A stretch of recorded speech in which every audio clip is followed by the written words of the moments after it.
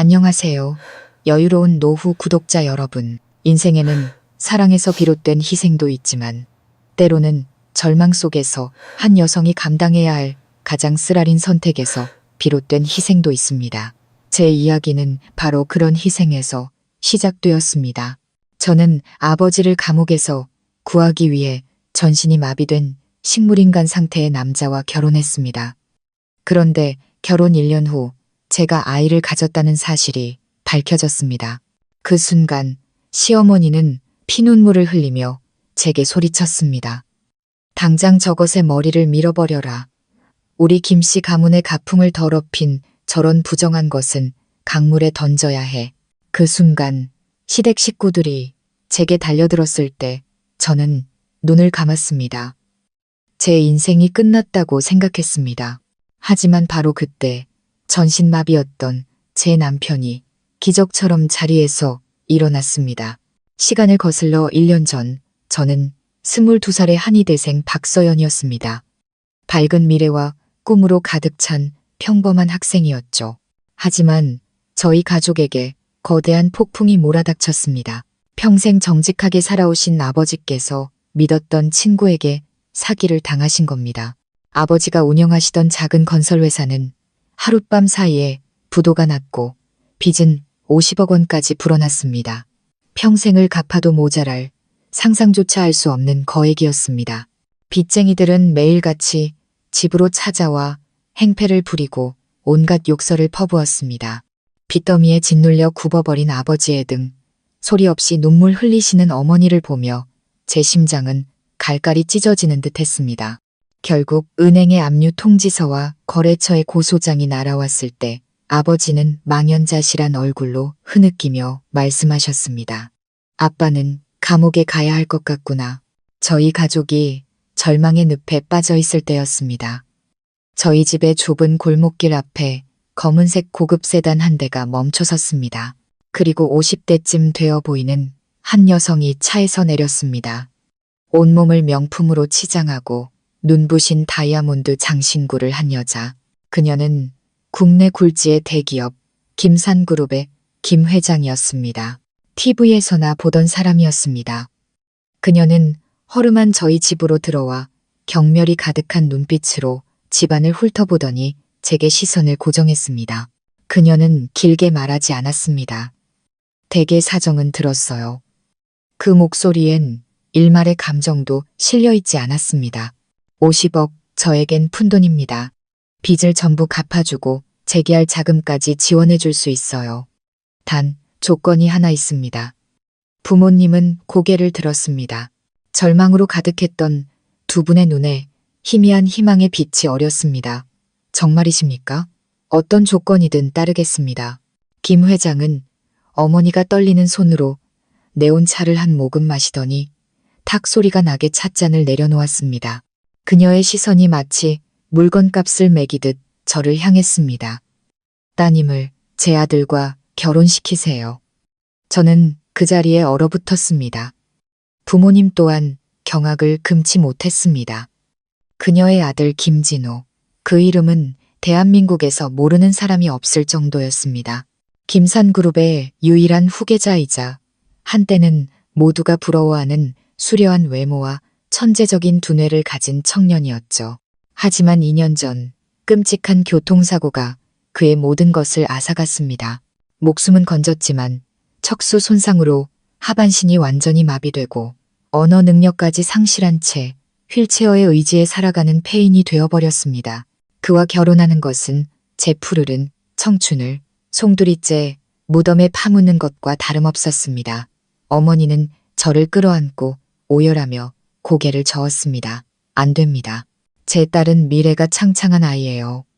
아이의 인생을 이렇게 망칠 수는 없습니다. 김 회장은 비웃음을 흘렸습니다. 그 비웃음은 한겨울 칼바람보다 차가웠습니다. 미래?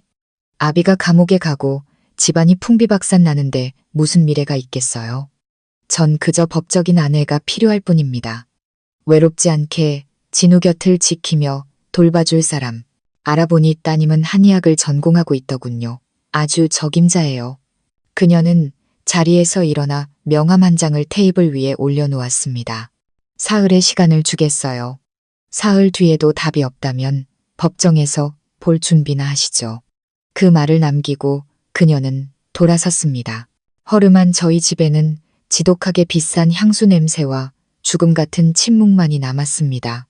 그날 밤 저는 한숨도 자지 못했습니다. 어둠 속에 홀로 앉아 하염없이 눈물을 흘렸습니다. 전신마비 남편을 평생 돌보며 낯선 집에서 청춘을 썩히는 삶, 사랑하지 않는 남자의 아이를 낳아야 할지도 모르는 미래, 생각만으로도 숨이 턱 막혔습니다. 하지만 그때 희끗희끗한 머리카락과 고뇌로 깊게 팬 아버지의 얼굴, 절망적인 목소리가 떠올랐습니다. 아버지가 감옥에 가시게 둘 수는 없었습니다. 가족이 무너지는 것을 지켜볼 수만은 없었습니다. 사흘째 되던 날 동이 트기 전 저는 명함에 적힌 번호를 눌렀습니다. 김 회장의 목소리는 여전히 차가웠습니다. 제가 동의하겠습니다. 밤새 울어잠긴 제 목소리는 갈라져 나왔습니다. 수화기 너머 잠시 침묵이 흐르더니 만족스러운 웃음소리가 희미하게 들려왔습니다. 아주 현명한 아가씨로군. 그 순간 제 인생은 결정되었습니다. 저는 가족의 평안을 위해 제 청춘과 행복을 팔아넘긴 것입니다. 이제부터 제 삶은 어둡고 절망적인 나날의 연속일 거라고 생각했습니다. 하지만 저는 전혀 알지 못했습니다. 제 마비된 남편의 휠체어 뒤에 상상도 못할 끔찍한 비밀이 숨겨져 있다는 것을, 우리 모두의 운명을 송두리째 바꿔놓을 거대한 비밀이 말입니다. 사랑 없는 이 결혼의 끝은 어디일지, 효심 깊은 이 여성이 시댁에서 어떤 풍파를 겪게 될지, 그리고 마비된 남편이 숨긴 비밀의 정체는 무엇일지 궁금하시다면 채널 구독과 알림 설정을 누르시고 앞으로 펼쳐질 흥미진진한 이야기를 놓치지 마세요. 제 결혼식은 일주일 뒤에 치러졌습니다. 결혼식이라고 하기에도 민망한, 차갑고 신속한 혼인신고 절차일 뿐이었습니다. 순백의 웨딩드레스도, 향기로운 꽃도, 따뜻한 축하의 말도 없었습니다. 저는 그저 어머니가 급하게 지어주신 단정한 원피스를 입고 있었습니다. 부모님은 구청 한쪽 구석에 앉아 눈물을 삼키느라 눈가가 붉게 물들어 있었습니다.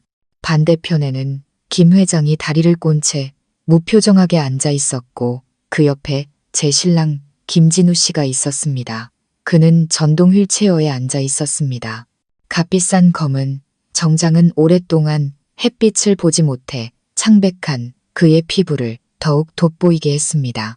그는 여전히 조각처럼 잘생겼지만 두 눈은 초점 없이 허공을 응시하고 있었습니다. 단 한마디도 하지 않았고 저를 쳐다보지도 않았습니다. 그는 마치 연극을 완성하기 위해 누군가 데려다 놓은 아름다운 인형 같았습니다. 직원이 저희 이름을 부르고 혼인신고서에 서명할 때 제 손은 사시나무처럼 떨렸습니다. 삐뚤빼뚤하게 남겨진 제 서명을 마지막으로 자유로웠던 제 처녀 시절은 공식적으로 끝이 났습니다. 모든 절차가 끝나자마자 김 회장은 저희 부모님께 작별 인사 한마디 없이 경호원에게 진우 씨의 휠체어를 밀라고 손짓했습니다. 저는 마지막으로 부모님을 돌아보며 안심하시라는 듯 억지 미소를 지어 보이고는 조용히 그들을 따랐습니다. 고급 세단은 우리를 김씨 가문의 대저택으로 데려갔습니다. 정교하게 조각된 거대한 철문이 열렸다가 제 등 뒤에서 쾅 하고 닫혔습니다. 마치 감옥문이 닫히는 것 같았습니다. 성처럼 웅장하고 화려한 저택이었지만 오싹할 정도로 차갑고 음산한 기운이 흘렀습니다. 웃음소리 하나 없이 대리석 바닥 위로 제 구두 소리와 진우 씨의 휠체어 바퀴 소리만이 건조하게 울려 퍼졌습니다. 김 회장은 저를 2층 복도 끝에 있는 거대한 방으로 안내했습니다. 호화롭게 꾸며져 있었지만 모든 것이 생명의 온기라고는 찾아볼 수 없을 만큼 차갑고 정적으로 정돈되어 있었습니다. 여기가 너희 부부의 방이다. 그녀의 목소리는 얼음장 같았습니다. 오늘부터 내 임무는 진우를 돌보는 거다. 식사, 약, 대소변 처리까지 전부 내 손으로 해야 해. 매일 아침 정확히 7시에 일으켜서 몸을 닦이고 옷을 갈아입혀라. 점심은 12시, 저녁은 7시, 잠은 9시에 재워. 이 스케줄은 1분도 어긋나서는 안 된다. 알겠느냐?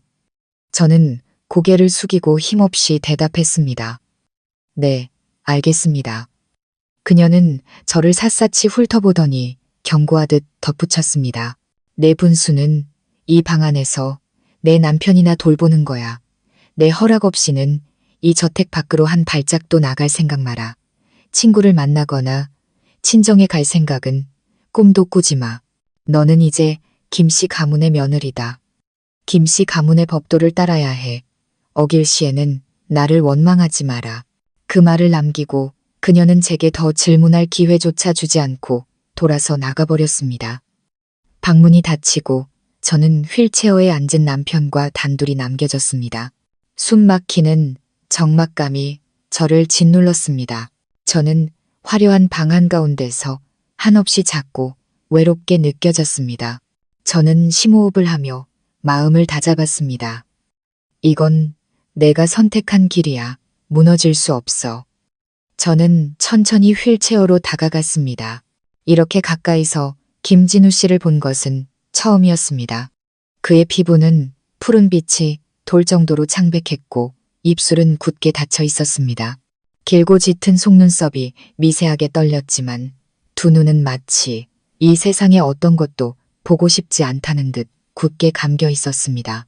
그는 밀랍 인형처럼 미동도 없었습니다. 아무런 반응도 없었죠. 아마 듣지 못하거나 듣고 싶지 않은 거겠지요. 저는 제 일을 시작했습니다. 그의 휠체어를 욕실로 밀고 들어가 이런 일을 한 번도 해본 적 없는 서툰 솜씨와 온 힘을 다해 그의 몸을 씻겼습니다. 그의 몸은 생명력 하나 없이 축 늘어져 모든 것을 저 혼자 감당해야 했습니다. 모든 것을 마치고 그를 다시 커다란 침대에 눕히고 이불을 덮어주었을 때 저는 거의 탈진 상태였습니다. 등은 땀으로 흠뻑 젖어 있었죠. 저는 바닥에 주저앉아 침대에 누워있는 남자를 바라보았습니다. 그는 제 남편이었지만 우리 사이에는 다른 두세 개만큼이나 아득한 거리가 존재했습니다. 그는 자기 몸이라는 감옥에 갇힌 왕자였고 저는 아버지를 구하기 위해 스스로를 판 공주였습니다. 한참을 그렇게 앉아 있는데 어느새 해가 지고 가사도우미가 저녁 식사를 가져왔습니다. 식사는 1인분이었습니다. 이제부터 이 방에서 혼자 밥을 먹어야 한다는 의미였습니다. 저는 말없이 밥을 다 먹고 다시 진우 씨에게 정성껏 죽을 한 숟갈씩 떠먹였습니다. 그는 여전히 아무 반응 없이 무의식적으로 죽을 삼킬 뿐이었습니다. 시댁에서의 첫날 밤은 그렇게 지나갔습니다. 저는 푹신한 침대에서 잘 수 없었습니다. 김 회장이 사람을 시켜 방구석에 작은 간이 침대를 놓아주었습니다. 저는 차가운 간이 침대에 누워 아득히 높은 천장을 바라보았습니다. 눈물이 소리 없이 뺨을 타고 흘렀습니다. 부모님이 보고 싶었고 작지만 따뜻했던 우리 집이 그리웠습니다. 제 선택이 옳은 것이었는지 그른 것이었는지 알 수 없었습니다. 그저 앞으로 가야 할 길이 멀고 험난하다는 것만 알 수 있었습니다. 피곤함에 지쳐 잠이 들려던 순간 문득 큰 침대 쪽에서 아주 작은 소리가 들리는 것 같았습니다. 저는 숨을 죽이고 귀를 기울였습니다. 아무 소리도 들리지 않았습니다. 잘못 들었나 봅니다. 저는 벽 쪽으로 돌아 누워 헛된 생각을 떨쳐내려 했었습니다. 하지만 완전히 잠들기 직전 어둠 속에서 누군가 저를 지켜보고 있는 듯한 느낌이 들었습니다. 낮에 보았던 그 공허한 눈빛이 아니었습니다. 날카롭고 이성적이며 말할 수 없는 고통을 담고 있는 듯한 눈빛이었습니다. 하지만 제가 깜짝 놀라 돌아봤을 때 그곳에는 깊은 정적과 칠흑 같은 어둠뿐이었습니다. 너무 피곤해서 헛것을 봤나 봐. 저는 그렇게 중얼거리며 잠이 들었습니다. 이 집의 첫 번째 비밀이 이미 제 앞에서 서서히 모습을 드러내고 있다는 사실을 전혀 알지 못한 채 말입니다. 그 후로 제 나날은 지루하고 압박감 넘치는 일상의 반복이었습니다. 제 삶은 신혼방이라는 감옥에 갇힌 간호사와 다를 바 없었습니다. 매일 아침 7시 정각이면 저는 진우 씨의 침대 곁에서 몸을 닦이고 옷을 갈아입히고 근육이 퇴화되는 것을 막기 위해 팔다리를 수동적으로 움직여주는 재활 운동을 시작해야 했습니다. 저의 모든 행동은 김 회장의 감시 아래 있었습니다. 그녀는 노크도 없이 불쑥 문을 열고 들어와 마치 사소한 실수라도 찾아내려는 듯 날카로운 눈으로 저를 훑어보곤 했습니다. 몸을 닦일 땐 미지근한 물을 써야 한다는 것도 모르나? 너무 뜨거우면 화상을 입고 차가우면 감기에 걸려 한의학을 배운다면서 이런 기본도 몰라? 죽을 먹일 땐 좀 천천히 조심스럽게 먹여. 돼지 밥 주듯 하면 어떡해. 살에 들리면 네가 책임질 거야. 이런 비난과 질책은 제 일상의 일부가 되었습니다. 저는 그저 고개를 숙이고 묵묵히 제 일을 할 뿐이었습니다. 반항이요? 제가 무슨 자격으로 반항하겠습니까? 이 거래를 받아들인 것은 저였고 제 자유를 판 것도 저였습니다. 이제 저는 모든 쓰라림을 속으로 삼킬 수밖에 없었습니다. 식사는 언제나 넓은 방에서, 침묵하는 남편 곁에서 혼자 해야 했습니다. 외로움과 굴욕감이 매일 제 영혼을 갉아먹었습니다. 된장찌개에 두부 몇 조각뿐이라도 온 가족이 모여 웃으며 먹던 저녁 식사가 그리웠습니다. 이곳에서는 산의 진미가 차려져도 목구멍으로 넘어가는 것은 쓰디쓴 모래알 같았습니다. 이 집에는 김 회장 외에도 저를 늘 불안하게 만드는 사람이 한 명 더 있었습니다. 진우 씨의 작은아버지이자 제게는 시숙이 되는 김영철 상무였습니다. 40대 중반의 그는 항상 말끔하게 차려입고 입가에는 늘 미소를 띠고 있었습니다. 불행한 조카를 끔찍이 아끼는 다정한 삼촌인 척했죠. 그는 거의 매일같이 찾아와 온갖 비싼 보약과 영양제를 챙겨왔습니다. 새아가 고생이 많구먼. 그는 늘 동정심 가득한 목소리로 제게 말했습니다. 아직 젊은 나이에 이런 무거운 짐을 지다니. 필요한 거 있으면 언제든 숙부에게 말해요. 어려워 말고. 하지만 이상하게도 저는 이 남자에게 조금도 호감을 느낄 수 없었습니다. 그 미소와 다정한 말 뒤에는 항상 위선과 계산적인 속내가 숨겨져 있는 것 같았습니다. 그가 진우 씨를 볼 때면 아주 교묘하게 감춰진 희열의 빛이 스쳐 지나가는 것을 느꼈습니다. 그는 방에 아주 오랫동안 머물며 진우 씨의 상태에 대해 이것저것 물었습니다. 너무나도 상세해서 오히려 의심스러울 정도였죠. 반사, 신경, 호흡, 수면 상태, 심지어 대소변 문제까지도요. 처음에는 그저 삼촌의 관심이라고 생각했습니다. 하지만 시간이 지날수록 그것이 마치 진우 씨가 정말로 폐인 상태를 유지하고 있는지 확인하려는 감시처럼 느껴졌습니다. 어느 날 오후 제가 방을 청소하고 있을 때 그가 커다란 과일 바구니를 들고 들어왔습니다. 새아가 왔네. 오늘 우리 진우는 좀 어떤가? 네, 늘 똑같으세요. 저는 하던 일을 멈추지 않고 대답했습니다. 그는 침대 가까이 다가가 한참 동안 진우 씨를 바라보더니 제게 다가와 마치 비밀 이야기를 하듯 목소리를 낮췄습니다. 우리 진우 참 기구한 운명이야. 원래는 똑똑하고 재능 넘치는 우리 가문의 자랑이었는데 하룻밤 사이에 모든 게 물거품이 되어버렸으니 하루하루 저는 이 집의 숨막히는 위선 속에서 살아가고 있었습니다. 저의 유일한 위안은 진우 씨와 단둘이 있을 때였습니다. 그가 말을 하거나 움직이지는 않았지만 그의 침묵은 주변 사람들의 달콤하지만 거짓된 말들보다 오히려 저를 더 편안하게 해주었습니다. 저는 그에게 말을 걸기 시작했습니다. 제가 읽은 책 이야기, 제가 들은 음악 이야기, 제 어린 시절의 추억들을 들려주었습니다. 그가 듣지 못할 수도 있다는 것을 알았지만 저는 계속했습니다. 그것이 제 마음속 응어리를 풀고 이 세상에 완전히 혼자가 아니라고 느낄 수 있는 유일한 방법이었습니다. 진우 씨, 그거 알아요? 오늘 아주 재미있는 이야기를 읽었어요. 저는 따뜻한 수건으로 그의 손을 닦아주며 속삭였습니다. 벼락을 맞아 다 죽은 줄 알았던 고목나무 이야기인데요. 다음해 봄에 그 흉측한 그루터기에서 파릇파릇한 새싹이 돋아났대요. 사람들은 말하죠. 뿌리만 살아있으면 희망은 있다고요. 저는 마치 제 자신을 위로하듯 말했습니다. 저는 전혀 알지 못했습니다. 눈을 감고 누워있는 그 남자가 제 말을 전부 듣고 있었다는 것을. 그리고 감정 없는 듯 보였던 그의 가슴 속에서 희망의 씨앗 또한 조용히 싹트고 있었다는 것을. 이 집은 거대한 연극 무대 같았습니다. 모두가 가면을 쓰고 연기하고 있었죠. 그리고 저는 원치 않게 배우가 된 저는 그 완벽한 가면들 위로 첫 번째 균열이 생겨나는 것을 서서히 느끼고 있었습니다. 시간이 쏜살같이 흘러 제가 이 집에 온 지도 어느덧 석 달이 다 되어갔습니다. 저는 진우 씨를 돌보는 기계적인 일상과 김 회장의 질책, 그리고 김영철 상무의 위선적인 방문에도 점차 익숙해졌습니다. 저는 마치 불평하거나 피곤할 권리도 없이 매일 반복적인 업무를 수행하도록 프로그래밍된 로봇 같았습니다.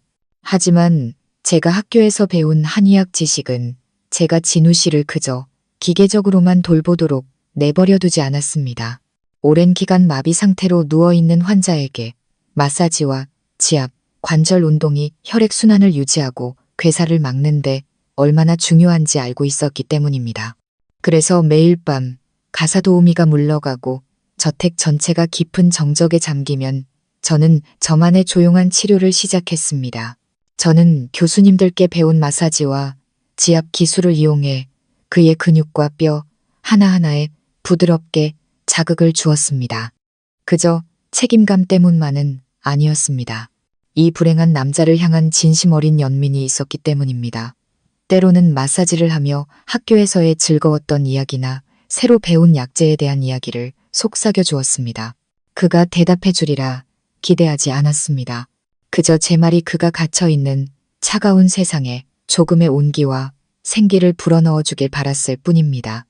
제 삶은 그렇게 흘러가고 있었습니다. 그러던 어느 폭풍우가 치던 밤, 저는 잠든 척 눈을 감고 숨소리를 고르게 쉬고 있었습니다. 그때 큰 침대 쪽에서 아주 작은 소리, 삐걱하는 소리가 들렸습니다. 심장이 멎는 것 같았고 온몸이 굳었습니다. 저는 여전히 눈을 감고 있었지만 모든 감각은 활시위처럼 팽팽하게 당겨졌습니다. 숨을 죽이자 이불이 스치는 소리가 한 번 더 들리고 긴 침묵이 흘렀습니다. 공기 중에 미세한 움직임이 느껴졌습니다. 침대 위에 그 남자가 더 이상 가만히 누워있지 않다는 것을 알 수 있었습니다. 그가 움직이고 있었습니다. 저는 아주 가느다랗게 실눈을 떴습니다. 복도에서 새어 들어오는 희미한 불빛 아래로 평생 잊을 수 없는 광경이 펼쳐졌습니다. 하반신이 완전히 마비된 줄 알았던 김진우 씨가 믿을 수 없을 만큼 고통스럽게 침대 난간을 붙잡고 몸을 일으켜 앉으려 하고 있었습니다. 그의 상체 전체가 부들부들 떨렸고 팔 근육은 파랗게 핏줄이 설 정도로 단단하게 굳어 있었습니다. 땀이 이마를 적셔 관자놀이로 흘러내렸지만 그는 어떤 소리도 내지 않고 이를 악물었습니다. 저는 비명을 지를 뻔했지만 황급히 손으로 제 입을 틀어막았습니다. 이게 무슨 일이지? 꿈인가? 현실인가? 그가 앉아 있었습니다. 하지만 저의 경악은 거기서 끝나지 않았습니다. 간신히 앉은 그는 잠시 숨을 고르더니 다시 자기 몸과의 사투를 시작했습니다. 그는 두 팔로 몸을 지탱하며 천천히 침대, 가장자리로 몸을 옮겼습니다. 그리고 두 발을 차가운 바닥에 내려놓았습니다. 낮에는 힘없이 축 늘어져 있던 그의 두 다리가 분명했습니다. 다리는 심하게 떨리고 있었지만 그것은 엄청난 무게를 감당하느라 안간힘을 쓰는 떨림이었습니다. 그는 침대를 단단히 붙잡고 쓸모없어 보였던 두 다리에 온 힘을 집중했습니다. 그의 얼굴은 고통으로 일그러졌지만 굳게 감은 두 눈 속에는 무서울 정도로 강철 같은 의지가 번뜩였습니다. 그리고 마침내 그는 스스로 똑바로 일어섰습니다. 그 순간 제 세상이 뒤집히는 것 같았습니다. 그는 갓 걸음마를 뗀 아기처럼 비틀거렸고 한 손은 여전히 침대를 붙잡고 있었습니다. 온몸이 멈추지 않고 떨렸습니다. 하지만 그는 섰습니다. 자신의 두 발로 똑바로 섰습니다.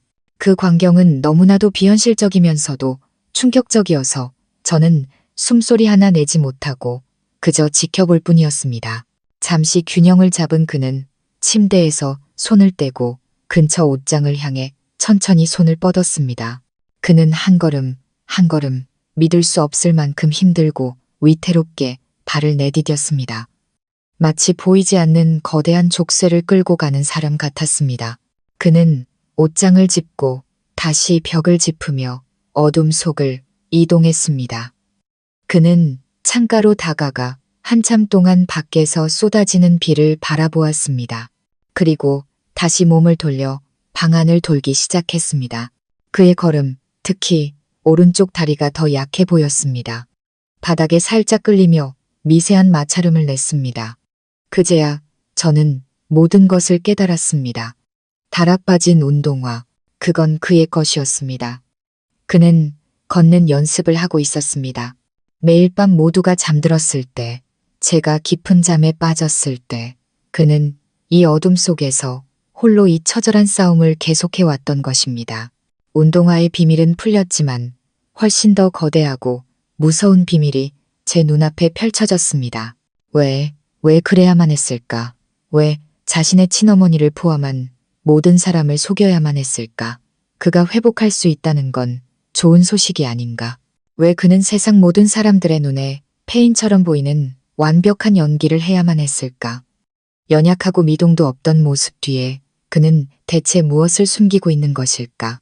저는 침대에 누워 몸은 차갑게 식어갔지만 머리는 불타는 듯 뜨거웠습니다. 더 이상 두렵지 않았습니다. 대신 극심한 혼란과 충격에 휩싸였습니다. 제가 동정하고 운명의 불행한 희생자라고 생각했던 그 남자는 사실은 강철 같은 의지와 하늘을 뒤흔들 비밀을 품고 있는 사람이었습니다. 제가 알고 있던 그에 대한 모든 것, 이 집에 대한 것, 이 결혼에 대한 모든 것이 거짓이었습니다. 저는 미친 듯이 뛰는 심장을 안고 꼼짝없이 누워 있었습니다. 저는 제가 위험한 체스 게임에 우연히 발을 들여놓았다는 것을 깨달았습니다. 규칙도 모르고 누가 친구고 누가 적인지도 모르는 게임. 그리고 제 법적인 남편, 어둠 속을 걷고 있는 저 남자가 바로 그 게임의 중심이었습니다. 이제 어떻게 해야 할까? 모르는 척 해야 할까? 아니면 그와 마주해야 할까? 어느 쪽이든 상상할 수 없는 위험이 도사리고 있었습니다. 하지만 한 가지는 확실했습니다. 오늘 밤 이후로 이 집에서의 제 삶은 결코 예전과 같지 않을 것이라는 것을. 저는 간이 침대에 나무 토막처럼 굳은 채 누워 있었지만 머릿속은 전례 없는 속도로 회전하고 있었습니다. 제가 이 집에 발을 들인 순간부터의 모든 세부 사항과 사건들이 마치 빨리 감기 필름처럼 머릿속을 스쳐 지나갔습니다. 김 회장의 차가운 얼굴, 김영철 상무의 위선적인 미소와 의심스러울 정도로 상세했던 질문들, 그리고 텅 비어있는 듯했지만 때때로 날카로운 빛을 뿜어내던 김진우 씨의 눈빛, 흩어져 있던 모든 조각들이 이제야 서로 연결되기 시작하며 아직은 형태가 불분명하지만 끔찍한 전체 그림을 만들어내고 있었습니다. 얼마나 그렇게 누워 있었는지 모르겠습니다. 진우 씨가 지친 듯 침대로 돌아와 아무 일도 없었다는 듯 이불을 덮고 눕고 나서도 제 심장은 여전히 가슴속에서 미친 듯이 날뛰고 있었습니다. 그의 연기는 너무나도 완벽했습니다. 만약 그 운동화가 아니었다면, 오늘 밤 저의 호기심이 아니었다면 아마 저는 평생 진실을 알지 못했을 것입니다. 그날 밤 저는 뜬 눈으로 밤을 새웠습니다. 온갖 생각들이 머릿속을 헤집어 놓았습니다. 이제 어떻게 해야 할까? 모르는 척 이 기만 속에서 계속 살아가야 할까? 아니요, 그럴 수는 없었습니다. 저는 매일 정체를 알 수 없는 사람 곁에서 살 수 없었습니다. 그와 마주해야 했습니다. 왜 그가 이렇게까지 고통스럽고 치밀한 연극을 벌여야만 했는지, 그 이유를 알아야만 했습니다. 다음 날 아침 저는 여전히 정해진 시간에 일어나 평소처럼 진우 씨를 돌봤습니다. 몸을 씻기고 옷을 갈아입히고 아침 식사를 떠먹여 주었습니다. 하지만 제 마음속은 폭풍이 몰아치고 있었습니다. 얼굴에 어떤 감정도 드러내지 않으려 애썼지만 그를 보는 제 눈빛이 이전과 같지 않다는 것을 저 자신도 알 수 있었습니다. 더 이상 단순한 연민이 아니었습니다. 의심과 혼란, 그리고 약간의 두려움이 섞여 있었습니다. 김진우 씨, 그는 여전히 그대로였습니다. 감정 없는 밀랍 인형처럼 두 눈을 굳게 감고 있었습니다. 하지만 저는 그가 저의 미묘한 변화를 눈치챘다고 느꼈습니다. 아마 그의 얼굴을 닦아줄 때 제 손의 미세한 떨림을 느꼈거나 평소보다 빠르게 뛰는 제 심장 소리를 들었을지도 모릅니다. 오전 내내 방 안의 공기는 이상할 정도로 무겁고 숨막히게 흘러갔습니다. 김 회장이 한 번 들러 평소처럼 몇 마디 핀잔을 주고 갔고 김 상무도 여전히 위선적인 미소와 함께 찾아왔습니다. 하지만 오늘 그의 말을 들을 때 저는 저도 모르게 소름이 돋았습니다. 우리 조카는 여전한가? 세아가 아무런 차도가 없나 보구먼. 안타까워서 어쩌나. 그가 내뱉는 말 한마디, 한마디에 잔인한 희열이 숨겨져 있는 것 같았습니다. 결국 저는 더 이상 참을 수 없었습니다. 점심 식사가 끝나고 가사 도우미가 식기를 가져간 후 저는 방문을 안에서 걸어 잠갔습니다. 전례 없는 행동이었고 김 회장이 알면 불같이 화를 낼 것이 분명했지만 상관없었습니다. 지금 이 순간 저는 오직 대답을 원했습니다. 저는 의자를 끌어와 진우 씨의 휠체어 맞은편에 앉았습니다. 그는 여전히 눈을 감고 있었습니다. 저는 심호흡을 하고 떨리지만 분명한 목소리로 말했습니다. 그만 연기하세요, 김진우 씨. 어젯밤에 다 봤어요. 방 안의 공기가 얼어붙었습니다. 그의 긴 속눈썹이 미세하게 떨리는 것을 보았습니다. 그는 천천히 눈을 떴습니다. 그가 완전히 깨어있는 상태에서 그의 눈을 정면으로 마주한 것은 처음이었습니다. 그의 눈은 더 이상 공허하지 않았습니다. 깊고 검은 눈동자 속에는 지독한 피로감과 고통, 그리고 무서울 정도로 날카로운 빛이 담겨 있었습니다. 그는 조금도 놀라지 않은 채 저를 바라보았습니다. 마치 이런 날이 올 줄 알았다는 듯이. 무엇을 봤죠? 쉰 목소리가 희미하게 울렸습니다. 2년 만에 처음으로 내뱉는 그의 목소리였습니다. 오랫동안 사용하지 않아 약간 어색했지만 여전히 낮고 분명한 목소리였습니다. 그의 목소리를 듣자 저는 충격과 동시에 약간의 안도감을 느꼈습니다. 마침내 그가 인정하려나 봅니다. 당신이 일어서는 걸 봤어요. 방 안을 걸어 다니는 것도요. 저는 한결 차분해진 목소리로 말했습니다. 침대 밑에 있던 운동화, 당신 거죠? 왜 그런 짓을 한 거예요? 모든 사람을 속이면서까지 대체 뭘 하려는 거죠? 진호 씨는 한참 동안 말이 없었습니다. 그는 창밖을 바라보았습니다. 그의 눈빛은 아득했고 끝없는 슬픔이 어려 있었습니다. 마침내 그는 저를 돌아보며 씁쓸한 미소를 지었습니다. 속였다고요? 만약 내가 그렇게 하지 않았다면 아마 지금 당신과 이렇게 마주 앉아 이야기할 수도 없었을 겁니다. 서연 씨. 그는 제 이름을 자연스럽고 익숙하게 불렀습니다. 그게 무슨 뜻이죠? 제가 미간을 찌푸렸습니다. 당신은 2년 전 제 사고가 단순한 사고였다고 생각합니까? 그의 목소리가 차갑게 식었습니다. 아니요. 그건 살인미수였습니다. 제가 가장 신뢰했던 사람, 제 피를 나눈 가족이 완벽하게 계획한 음모였죠. 누구요? 살인미수, 가족, 이건 제 상상을 초월하는 끔찍한 이야기였습니다. 그는 2년 전 출장길에 올랐을 때 고갯길을 내려가던 차의 브레이크가 갑자기 파열되어 절벽 아래로 추락했다고 말했습니다. 그는 기적적으로 살아남았지만 척추에 심각한 부상을 입었습니다. 하지만 육체의 상처보다 그를 더 고통스럽게 했던 것은 중환자실에 누워있을 때 우연히 엿들은 전화 통화였습니다. 주모자가 부하에게 전화를 걸어 왜 일을 제대로 처리하지 못했는지, 왜 자신을 살려두었는지 질책하고 있었습니다. 그리고 그 목소리는 그가 결코 잊을 수 없는 목소리였습니다. 누구였죠? 제가 떨리는 목소리로 물었습니다. 진우 씨는 고통스러운 표정으로 눈을 감았습니다. 제 작은아버지 김영철 상무였습니다. 저는 입을 다물지 못했습니다. 김상무. 항상 조카를 아끼고 걱정하는 척했던 그 남자가, 그는 김산그룹을 통째로 삼키고 싶었던 겁니다. 진우 씨가 분노에 찬 목소리로 말을 이었습니다.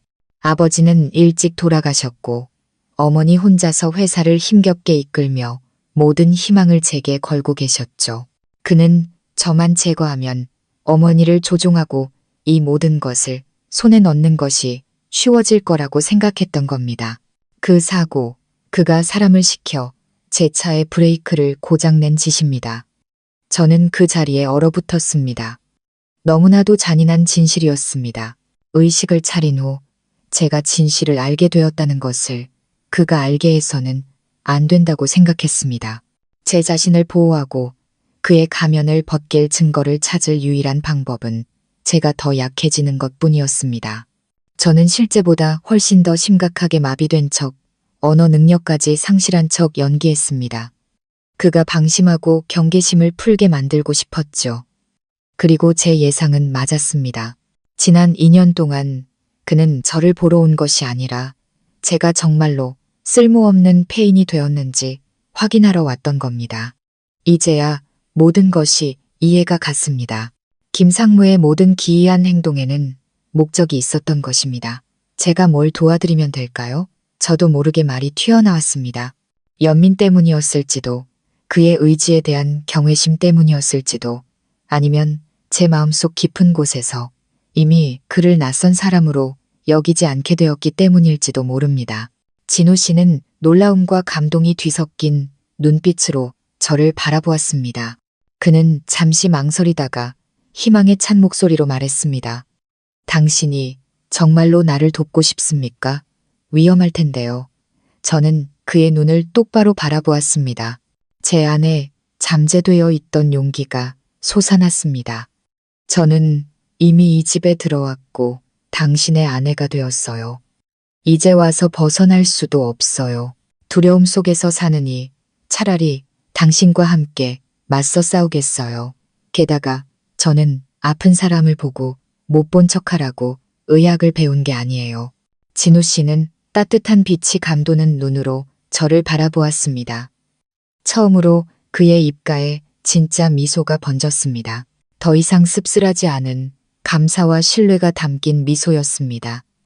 고마워요, 서연 씨. 만약 당신만 괜찮다면 부탁할 것이 하나 있습니다. 당신의 한의학 지식은 그 어떤 비싼 약보다도 제 회복을 앞당기는데 도움이 될 겁니다. 저는 한치의 망설임도 없이 고개를 끄덕였습니다. 네, 도와드릴게요. 그 순간 우리 사이에 새로운 계약이 맺어졌습니다. 더 이상 쓰라린 거래가 아닌 동맹의 약속이었습니다.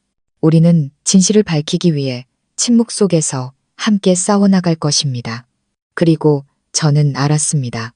이 순간부터 이 집에서의 제 삶은 더 이상 무의미하지 않을 것이라는 것을. 그날 이후 저와 진우 씨의 관계는 완전히 변했습니다. 낮 동안 사람들 앞에서는 여전히 기묘한 부부, 즉 감정 없는 마비 환자 남편을 돌보는 젊은 아내의 모습을 연기했습니다. 하지만 밤이 되어 방문이 잠기면 또 다른 세상이 열렸습니다. 우리의 신혼방은 비밀 물리치료실이 되었고 저는 한의대 졸업반 학생에서 제 남편의 개인 주치의가 되었습니다. 저는 제가 배운 모든 한의학 지식을 그에게 쏟아부었습니다. 척수 손상 후 운동 기능을 회복하기 위해서는 경혈과 경락을 자극하는 것이 얼마나 중요한지 알고 있었습니다. 그래서 매일 밤 저는 소독된 침을 정성껏 준비했습니다. 처음 가느다란 침을 손에 들었을 때 손이 떨리는 것을 막을 수 없었습니다. 실제 사람에게 시술하는 것은 처음이었고 그 대상이 바로 김진우 씨였으니까요. 제가 잘할 수 있을지 모르겠어요. 제가 망설이며 말했습니다. 혹시라도 혈자리를 잘못 짚으면 침대에 앉아 다리를 곧게 뻗고 있던 진우 씨가 신뢰 가득한 눈빛으로 저를 바라보았습니다. 괜찮아요. 난 당신을 믿어요. 그냥 해요. 그의 신뢰가 제게 용기를 주었습니다. 저는 심호흡을 하고 교수님들의 가르침을 하나하나 떠올리며 그의 다리에 있는 족삼리혈, 양릉천혈, 환도혈 등의 혈자리를 신중하게 찾아 하나씩 침을 놓았습니다. 처음에는 그가 고통으로 얼굴을 찡그렸지만 이내 이를 악물고 어떤 불평도 없이 참아냈습니다. 그의 이마에 송골송골 맺힌 땀방울을 보며 제 마음은 아려왔습니다. 침술이 끝나면 쑥뜸으로 혈자리를 따뜻하게 해주고 마사지와 지압을 시작했습니다. 저는 온 힘을 다해 경락을 따라 문지르고 혈자리를 눌러주며 그의 기혈 순환을 돕고 굳어진 근육을 풀어주었습니다. 이 일은 굉장히 고된 작업이어서 매일 밤 일이 끝나면 온몸이 쑤시고 땀으로 흠뻑 젖었습니다. 하지만 아주 조금이라도 그가 나아지는 모습을 볼 때면 제 모든 피로는 눈 녹듯 사라졌습니다. 처음에는 그의 다리에 힘이 거의 없었지만 한 달 정도 꾸준히 치료를 계속하자 그의 근육이 눈에 띄게 단단해지고 반사 신경도 좋아지는 것을 느낄 수 있었습니다. 그는 이제 혼자서 훨씬 안정적으로 일어서고 걸을 수 있게 되었습니다. 그 조용한 치료의 시간 동안 우리는 서로에게 더 많은 이야기를 나누기 시작했습니다. 그는 자신의 어린 시절 유일한 후계자로서 겪어야 했던 압박감, 그리고 사고로 잃어버린 꿈에 대해 이야기해 주었습니다. 차가운 겉모습 뒤에 그는 따뜻하고 깊은 사람이었습니다. 저 또한 마음을 열고 제 가족 이야기와 사람들을 치료하는 작은 한의원을 여는 것이 꿈이라는 소박한 이야기를 해주었습니다. 우리는 서로에게서 외로운 영혼의 동질감을 발견했습니다. 우리 사이의 감정은 소란스럽지 않게 자연스럽게 싹 텄습니다. 그것은 마치 밤에 조용히 흐르는 작은 시냇물처럼 서로의 영혼 구석구석으로 스며들어 메마른 땅을 적셔주었습니다. 저는 더 이상 책임감만으로 그를 대하지 않았습니다. 그가 고통으로 얼굴을 찡그릴 때 걱정했고, 그가 한 걸음 더 내디뎠을 때 진심으로 기뻐했습니다. 저는 그의 취향에 신경 쓰기 시작했고, 몰래 가사 도우미에게 부탁해 그가 좋아하는 음식을 만들게 했습니다. 어떤 밤에는 치료가 끝나고 지쳐 잠든 그의 얼굴을 한참 동안 바라보기도 했습니다. 저도 모르게 손을 들어 그의 이마를 덮은 머리카락을 부드럽게 쓸어 넘겼습니다. 그 순간 저는 제 심장이 그를 향해 뛰고 있다는 것을 깨달았습니다. 진우 씨 또한 더 이상 저를 돈으로 사온 간병인으로 대하지 않았습니다. 그는 다른 눈빛으로 저를 바라보았습니다. 존중과 감탄, 그리고 그 자신도 모르는 부드러움이 담긴 눈빛이었습니다. 손이 다 거칠어졌네요. 어느 날 마사지를 마친 제 손을 그가 붙잡으며 안타까운 목소리로 말했습니다. 나 때문에 당신이 고생이 많아요. 괜찮아요. 이젠 익숙해요. 저는 황급히 손을 빼며 얼굴을 붉혔습니다. 치료 중의 신체적 접촉과 영혼의 교감은 우리를 그 어느 때보다 가깝게 만들었습니다. 우리 사이의 벽은 서서히 허물어졌습니다. 때로는 제가 지압에 열중하고 있을 때 그가 갑자기 제 손을 잡아 가볍게 입을 맞추기도 했습니다. 그 작은 행동 하나하나가 제 심장을 뛰게 만들었습니다. 우리는 마치 온 세상에 자신의 감정을 숨겨야만 하는 비밀스러운 연인 같았습니다. 우리의 사랑은 달콤하면서도 쓰라리고 또 위험했습니다. 그동안 진우 씨의 비밀 조사에도 진전이 있었습니다. 그는 김 상무의 사무실에 몰래 추적 장치를 설치했고 외부의 믿을 만한 친구를 통해 그의 공금 횡령 증거들을 수집하고 있었습니다. 모든 것이 서서히 드러나고 있었습니다. 교활한 늙은 여우 김영철의 가면이 벗겨질 날이 머지않았습니다. 하지만 우리는 아주 신중하게 행동해야 한다는 것을 알았습니다. 그는 지독하게 교활하고 잔인한 사람이었습니다. 아주 작은 실수 하나가 우리의 모든 노력을 물거품으로 만들고 심지어 우리의 목숨까지 위협할 수 있었습니다. 어느 날 저녁 제가 진우 씨에게 침을 놓고 있을 때 그가 갑자기 제 손을 잡으며 아주 진지한 목소리로 말했습니다. 서연 씨, 내 말 들어요. 모든 것이 끝나고 내가 그의 정체를 밝혀내면 나와 이혼하고 이곳을 떠나요. 저는 그 자리에 얼어붙었습니다. 왜 그런 말을 해요? 이곳은 너무 위험하고 복잡해요. 당신과는 어울리지 않아요. 그의 눈에는 걱정이 가득했습니다. 우리의 결혼은 처음부터 계약이었어요. 나 때문에 당신의 인생 전체를 얽매고 싶지 않아요. 평생 편안하게 살 수 있을 만큼의 돈을 줄게요. 그 말을 듣고 기쁘기는커녕 심장에 비수가 꽂히는 것 같았습니다. 왜인지 모르게 눈물이 터져 나왔습니다. 당신은 제가 돈 때문에 당신을 돕는다고 생각하는군요. 보답받고 싶어서 여기 머문다고 생각하는군요. 어디서 그런 용기가 났는지 모르겠습니다. 저는 그에게 소리쳤습니다. 처음으로 그에게 큰 소리를 냈습니다. 김진우 씨, 당신은 바보예요. 아무것도 몰라요. 그 말을 남기고 저는 방을 뛰쳐나갔습니다. 뒤에는 망연자실한 그가 홀로 앉아 있었습니다.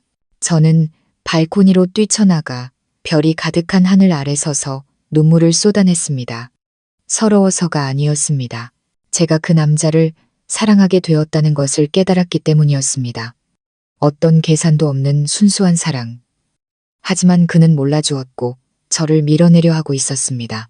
그날 밤 이후 우리 사이의 공기는 극도로 어색해졌습니다. 여전히 같은 방에 있었지만 두 사람 모두 침묵했습니다. 이 침묵은 처음 만났던 날보다 훨씬 더 무겁고 불편했습니다. 그러던 어느 월말 거센 비바람이 몰아치고 번개가 하늘을 가르던 밤이었습니다. 번개가 칠 때마다 저택 전체가 순간적으로 정전되곤 했습니다. 저는 원래 천둥번개를 무서워해서 하늘이 찢어지는 듯한 소리가 들릴 때마다 저도 모르게 움찔하며 차가운 간이 침대 위에서 몸을 웅크렸습니다. 자정 무렵 거대한 벼락이 바로 지붕 위에서 터졌습니다. 저택의 모든 전기가 나가버렸고 칠흑 같은 어둠이 모든 것을 삼켰습니다. 저는 비명을 지르며 황급히 이불을 머리끝까지 뒤집었었습니다. 서연 씨, 어둠 속에서 진우 씨의 목소리가 들려왔습니다. 낮고 걱정이 가득한 목소리였습니다. 몇 초 후 휴대폰 손전등의 희미한 불빛이 켜졌습니다. 그는 자리에서 일어나 천천히 제게 다가오고 있었습니다. 그는 제 침대 옆에 와서 한쪽 무릎을 꿇었습니다. 무서워하지 말아요. 내가 여기 있어요.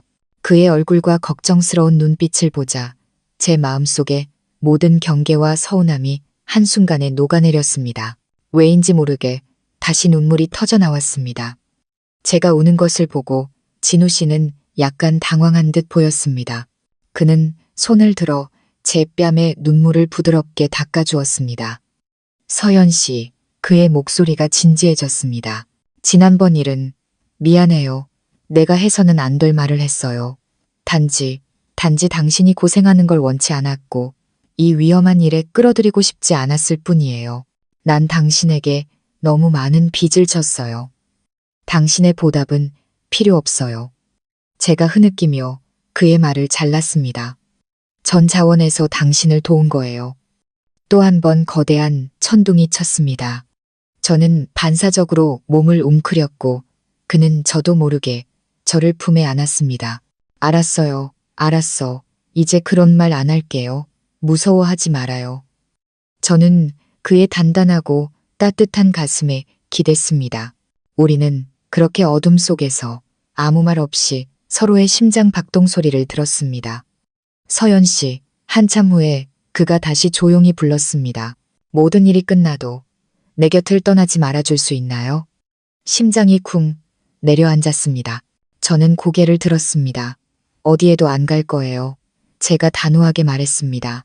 만약 당신이 저를 쫓아내지 않는다면요. 진우 씨의 입가에 환한 미소가 번졌습니다.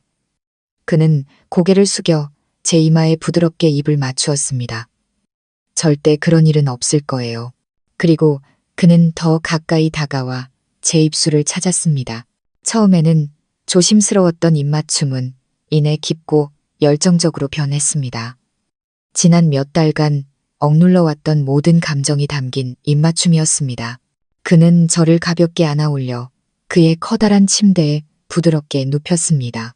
밖에서는 여전히 비바람이 울부짖었지만 이 방 안에는 오직 서로에게서 유일한 위안을 찾은 두 심장의 뜨거운 숨결과 박동 소리만이 가득했습니다. 그날 밤 우리 사이에 보이지 않던 벽은 완전히 무너졌습니다. 그날 밤 우리는 계약이 아닌 사랑으로, 진정으로 서로의 것이 되었습니다. 운명적인 그날 밤이 지나고 한 달 후 제 몸에 이상한 변화가 생기기 시작했습니다. 쉽게 피곤해지고 아침마다 헛구역질이 났습니다.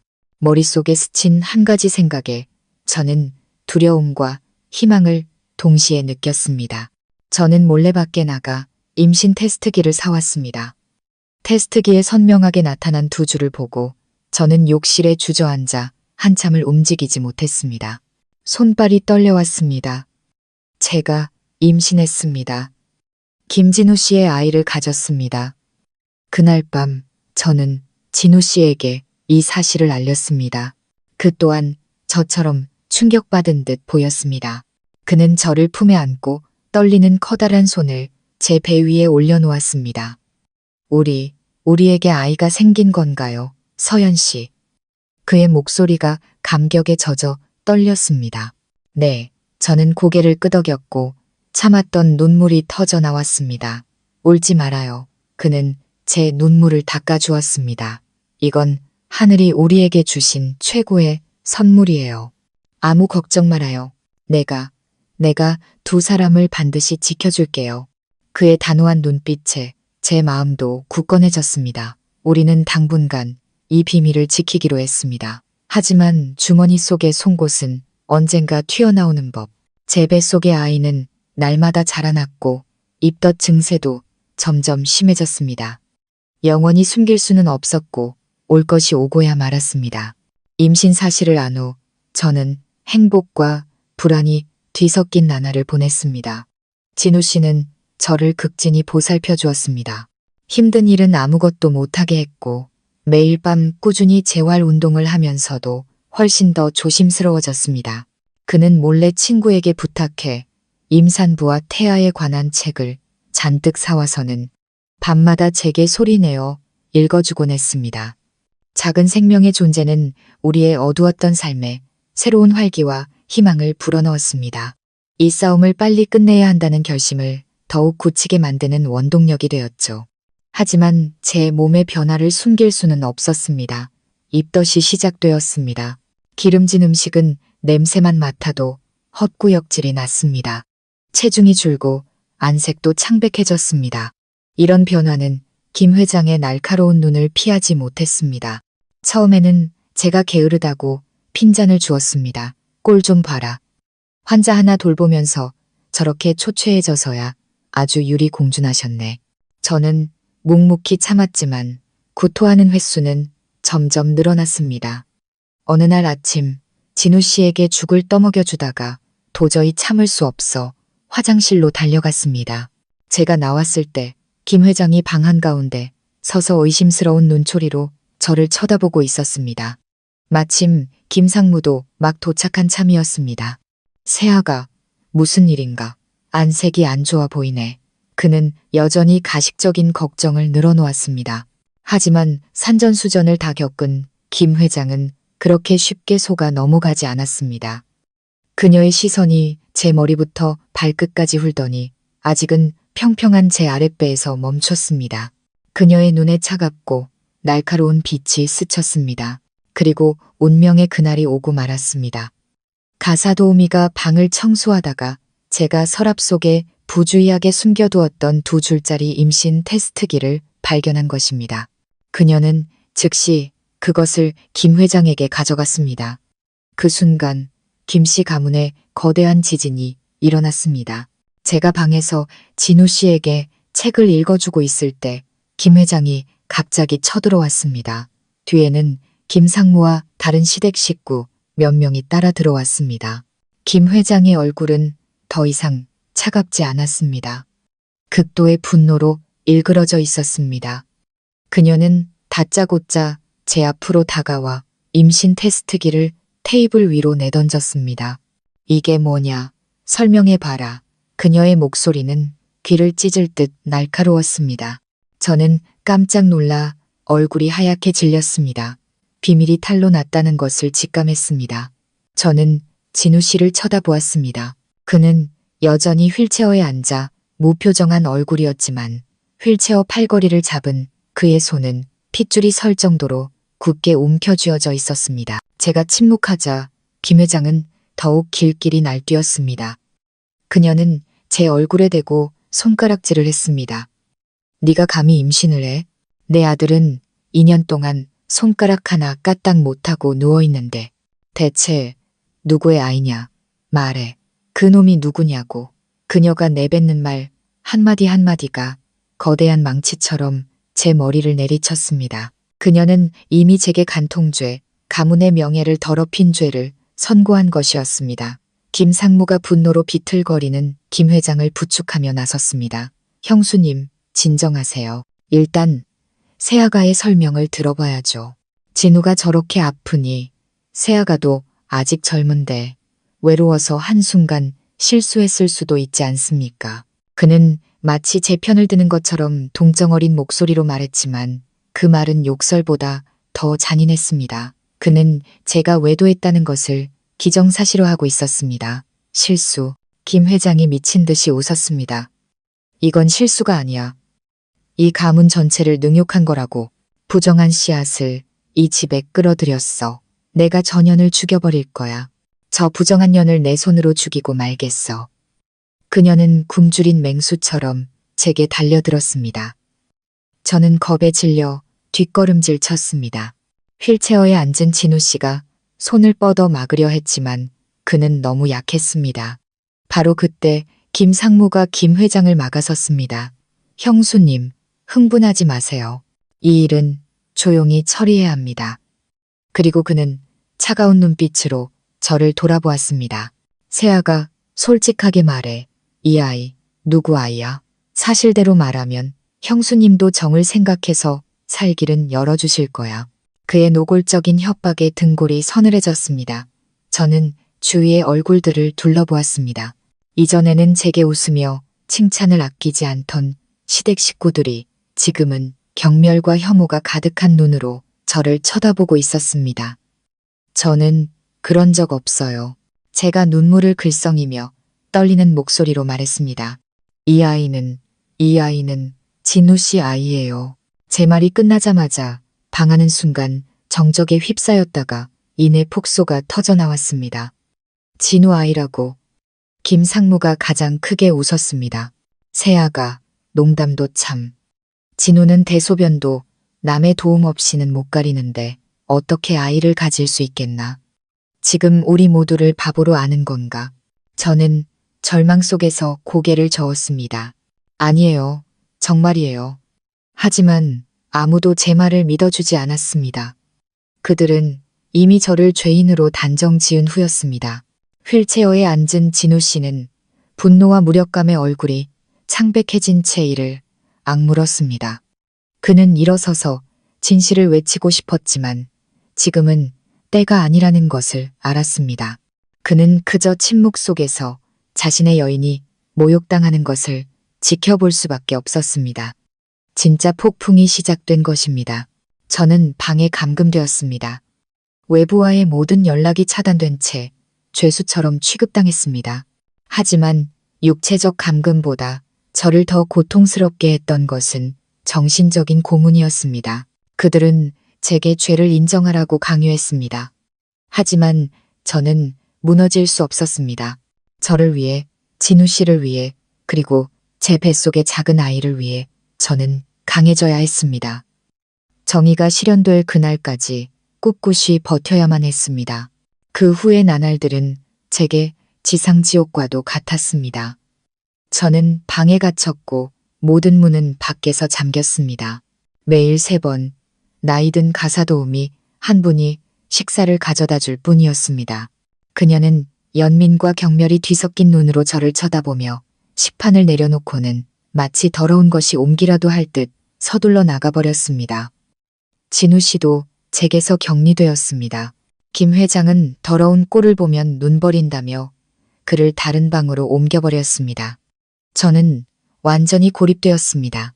핸드폰도 없고 외부와 연락할 방법도 없었습니다. 부모님께 제 상황을 알릴 수도 없었죠.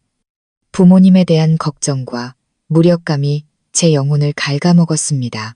하지만 가장 끔찍했던 것은 육체적 감금이 아니라 매일같이 벌어지는 신문이었습니다. 매일 오후가 되면 김 회장과 김 상무, 그리고 집안의 어른 몇몇이 제 방으로 들어왔습니다. 그들은 저를 때리지는 않았지만 그들의 말은 칼보다 더 날카롭게 제 자존심과 인격을 찔렀습니다. 말해 김 회장이 의자에 앉아 저를 노려보며 말했습니다. 눈에는 핏발이 서 있었습니다. 그놈이 누구야? 얼마나 오래 만나왔어? 이 집에 몇 번이나 끌어들였냐고. 저는 그저 눈물을 글썽이며 고개를 저을 뿐이었습니다. 저는 정말로 그런 적 없어요. 아직도 발뺌이야. 한 시집온 고모가 입술을 비죽거렸습니다. 그런 적 없는데 배가 저절로 불러와. 아주 낯짝도 두꺼운 년이네. 그들은 번갈아가며 가장 저속하고 악독한 말들로 저를 모욕했습니다. 제가 어떻게 애인을 몰래 집으로 끌어들였는지, 어떻게 사람들이 안 볼 때 추악한 짓을 저질렀는지에 대한 온갖 시나리오를 만들어냈습니다. 저는 극심한 혐오감과 수치심을 느꼈습니다. 저는 해명하려 했었고 애원했지만 제 모든 말은 그들의 저주와 비웃음 속에 묻혀버렸습니다. 그 정신적인 고문 속에서 김상무는 항상 온화하고 공정한 척하는 역할을 맡았습니다. 그는 김 회장이 너무 흥분하면 막아서곤 했습니다. 형수님, 진정하세요. 천천히 물어보면 다 말할 겁니다. 세아가, 그는 동정하는 척하며 제게 말했습니다. 숙부도 세아가의 고충을 알아. 우리 진우가 저러니 젊은 나이에 마음이 흔들릴 수도 있지. 숙부는 탓하지 않아. 솔직하게 그 사람이 누군지만 말하면 내가 형수님께 부탁해서 살기를 열어주겠다고 약속하지. 조용히 이 일을 해결하고 아이를 낳은 뒤에 목돈을 받고 떠나면 모두에게 좋은 일 아니겠나? 그의 말은 자비롭게 들렸지만 실은 잔인한 함정이었습니다. 그는 제가 저지르지도 않은 죄를 인정하라고 강요하고 있었습니다. 만약 제가 동의한다면 저는 평생 부정한 여자라는 낙인이 찍힐 것이고 제 뱃속의 아이는 사생아로 취급받을 것입니다. 저는 이를 악물고 그를 똑바로 쳐다보았습니다. 숙부님, 다시 한번 말씀드리지만 저는 잘못한 것이 없습니다.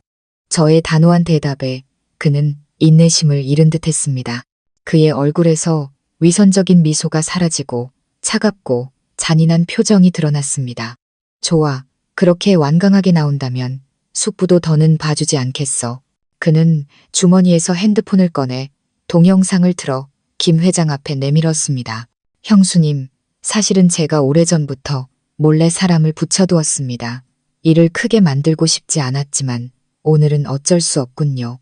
화면에는 정원 구석에 CCTV에 찍힌 영상이 나타났습니다. 영상 속에는 제가 집안의 젊은 경호원과 이야기하는 모습이 담겨 있었습니다. 몇 주 전 제가 정원을 산책하다가 그가 난초, 화분을 돌보는 것을 우연히 보고 어머니도 난초를 좋아하셔서 몇 마디 물어본 것이 전부였습니다. 대화는 몇 분 만에 끝났고 완전히 순수한 대화였습니다. 하지만 영상은 교묘하게 편집되어 있었습니다. 제가 미소 짓는 순간 경호원이 쑥스러운 듯 머리를 극적이는 순간들만 남아있어 마치 우리가 몰래 데이트하는 연인처럼 보였습니다. 거기서 그치지 않고 김상무는 몇 장의 문자 메시지 캡처 화면도 보여주었습니다.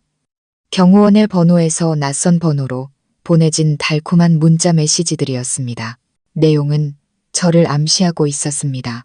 서연 씨, 너무 보고 싶어요. 오늘 밤 기회가 있을까요? 걱정 말아요. 회장님은 모르실 거예요. 제가 조심할게요. 자, 김상무가 핸드폰을 테이블에 내리쳤습니다. 보세요. 형수님, 이 집 안에서 경호원 놈과 놀아났습니다. 감히 우리 진우 머리에 뿔을 돋게 하고 정부까지 끌어들여 더러운 짓을 저질렀다고요. 김 회장은 그 증거들을 보고 온몸을 부들부들 떨었습니다. 그녀는 더 이상 소리치지 않고 하얗게 질린 얼굴로 망연자실하게 앉아 있었습니다. 저를 잡아먹을 듯한 눈으로 쳐다보며 나직이 읊조렸습니다. 세상에 가문이 망할 징조로다. 우리가 무슨 죄를 지었기에 저런 요물을 집에 들였단 말인가. 저는 경악했습니다. 믿을 수가 없었습니다. 이건 명백한 무고였습니다. 저는 그 경호원의 전화번호도 몰랐습니다. 우리의 대화는 우연이었을 뿐입니다. 모든 것이 함정이었습니다. 이 모든 것을 꾸민 배우는 바로 김상무였습니다. 그는 경호원을 매수하고 가짜 증거들을 만들어 저를 죽음으로 몰아넣으려 한 것입니다. 아니에요. 제가 절망 속에서 소리쳤습니다. 전부 거짓이에요. 저는 억울해요. 저는 그런 짓 하지 않았어요. 하지만 제 말은 이제 아무런 힘이 없었습니다. 명백한 증거들 앞에서 저의 모든 해명은 무의미해졌습니다. 이틀 후 제가 두려워하던 가족 재판이 열리고야 말았습니다. 장엄한 법정이 아닌 바로 이 저택의 거실에서였습니다. 하지만 그 분위기는 어떤 법정보다도 더 무겁고 숨막혔습니다. 김씨 가문의 모든 친척들이 나이든 어른들부터 젊은이들까지 모두 모여 있었습니다. 그들은 값비싼 소파에 앉아 차갑고 엄숙한 얼굴로 침묵을 지키고 있었습니다. 그들은 들으러 온 것이 아니었습니다. 심판하고 공개적인 처형에 참여하기 위해 온 것이었습니다. 저는 가사도우미들에게 이끌려 방에서 끌려 나왔습니다. 며칠간 제대로 먹지도 못하고 정신적 충격까지 더해져 저는 제대로 걷지도 못하고 몸에 힘이 하나도 없었습니다. 그들은 저를 거실 한가운데 차가운 대리석 바닥 위에 무릎 꿇렸습니다. 저는 고개를 들어 주위의 얼굴들을 둘러보았습니다. 이전에는 제게 웃으며 효심 깊은 며느리라고 칭찬하던 사람들이었지만 지금 그들의 눈에는 경멸과 혐오만이 가득했습니다. 김 회장은 주재석에 앉아 감정 없는 석상처럼 굳어 있었습니다. 그 옆에는 김상무가 교활한 승리감을 가식적인 슬픔으로 감춘 채 앉아 있었습니다. 진우 씨도 그곳에 있었습니다. 그는 모두와 떨어진 구석에 놓인 휠체어에 앉아 있었습니다. 그는 여전히 평소처럼 텅 빈 표정이었고 두 눈은 감겨 있었습니다. 하지만 그의 손이 하얗게 질릴 정도로 꽉 쥐어져 있는 것을 볼 수 있었습니다. 손마디가 피부를 뚫고 나올 것만 같았습니다. 그도 저처럼 고통받고 있었습니다. 오늘 김 회장이 입을 열었습니다. 그녀의 건조한 목소리가 거실 전체에 울려 퍼졌습니다. 모두를 부른 것은 우리 가문의 지독한 수치를 증언하게 하기 위함입니다. 내가 거두어주고 호의호식하게 해준 이 며느리가 온 가족의 믿음을 배신했습니다. 외간 남자와 놀아나 그의 아이를 베고 김씨 가문 조상님들의 얼굴에 먹칠을 했습니다. 그녀는 잠시 말을 멈추고 심호흡을 하더니 단호한 목소리로 말을 이었습니다. 우리 가문의 가법에 따르면 이처럼 부정한 여인은 머리를 밀고 돼지우리에 가도 강물에 던져야 마땅하나 뱃속에 죄 없는 생명을 품고 있는 정을 생각하여 또한 가문의 마지막 체면을 지키기 위해 우선 창고에 가두고 사람을 시켜 철저히 감시하도록 하겠다. 아이를 낳는 날 그 아이는 보육원으로 보내고 저녀는 이 집에서 내쫓아 영원히 돌아오지 못하게 할 것이다. 이에 있는 사람 있나? 거실은 쥐 죽은 듯 조용했습니다. 아무도 반대하지 않았습니다.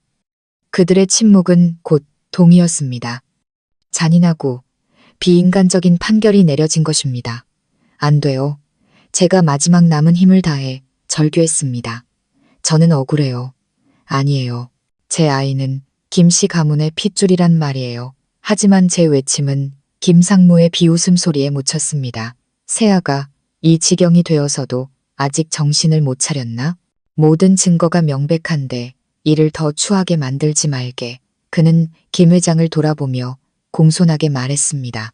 형수님, 제가 대신 이 철없는 조카 며느리를 단단히 가르치겠습니다. 오래 두면 밤이 길고 꿈이 많아지는 법입니다. 그 말을 하고 그는 소매를 걷어붙이며 제게 다가왔습니다. 그의 얼굴에서는 더 이상 온화함을 찾아볼 수 없었습니다. 굶주린 맹수의 흉포함이 드러났습니다. 저는 겁에 질려 뒷걸음질 쳤지만 등 뒤에는 차가운 벽뿐이었습니다. 더 이상 물러설 곳이 없었습니다. 멈춰. 희미하지만 힘있는 외침이 방구석에서 울려 퍼졌습니다. 모두가 깜짝 놀라 돌아보았습니다. 김진우 씨였습니다. 그는 언제부터인가 눈을 뜨고 있었습니다. 그의 눈은 더 이상 공허하지 않았습니다. 분노의 불꽃이 이글거리고 있었습니다. 김상무는 잠시 멈칫하며 놀랐지만 이내 비웃음을 흘렸습니다. 진우야, 네가 뭘 어쩌겠다고. 저런 부정한 여자를 감싸려는 게냐. 네 꼴을 좀 봐라. 제 한 몸 건사하기도 힘든 놈이 무슨 자격으로 나서. 그의 말이 맞았습니다. 그들의 눈에 김진우는 이제 아무 쓸모없는 폐인이었고 그의 말에는 아무런 힘이 없었습니다. 그는 더 이상 진우 씨에게 신경 쓰지 않고 다시 저를 향해 다가왔습니다. 그의 손이 제 어깨에 닿으려 하고 있었습니다.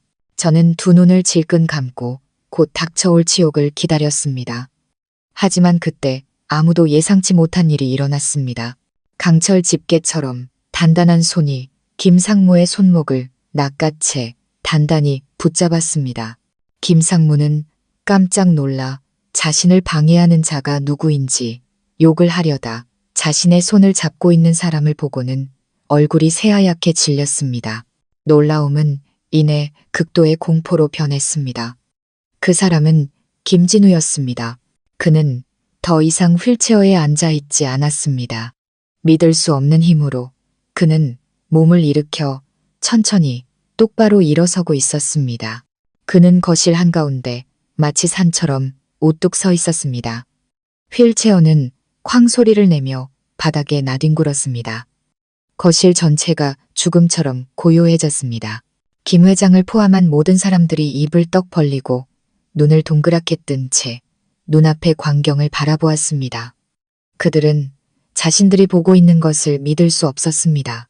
지난 2년간 하반신 마비로 살아온 그들이 항상 폐인이라고 여겼던 김진우가 지금 자신의 두 발로 서 있었습니다. 숙부님, 김진우가 입을 열었습니다. 그의 목소리는 더 이상 약하거나 어눌하지 않았습니다. 낮고 단호하며 무서울 정도로 차가웠습니다. 제 아내에게 손대려는 겁니까?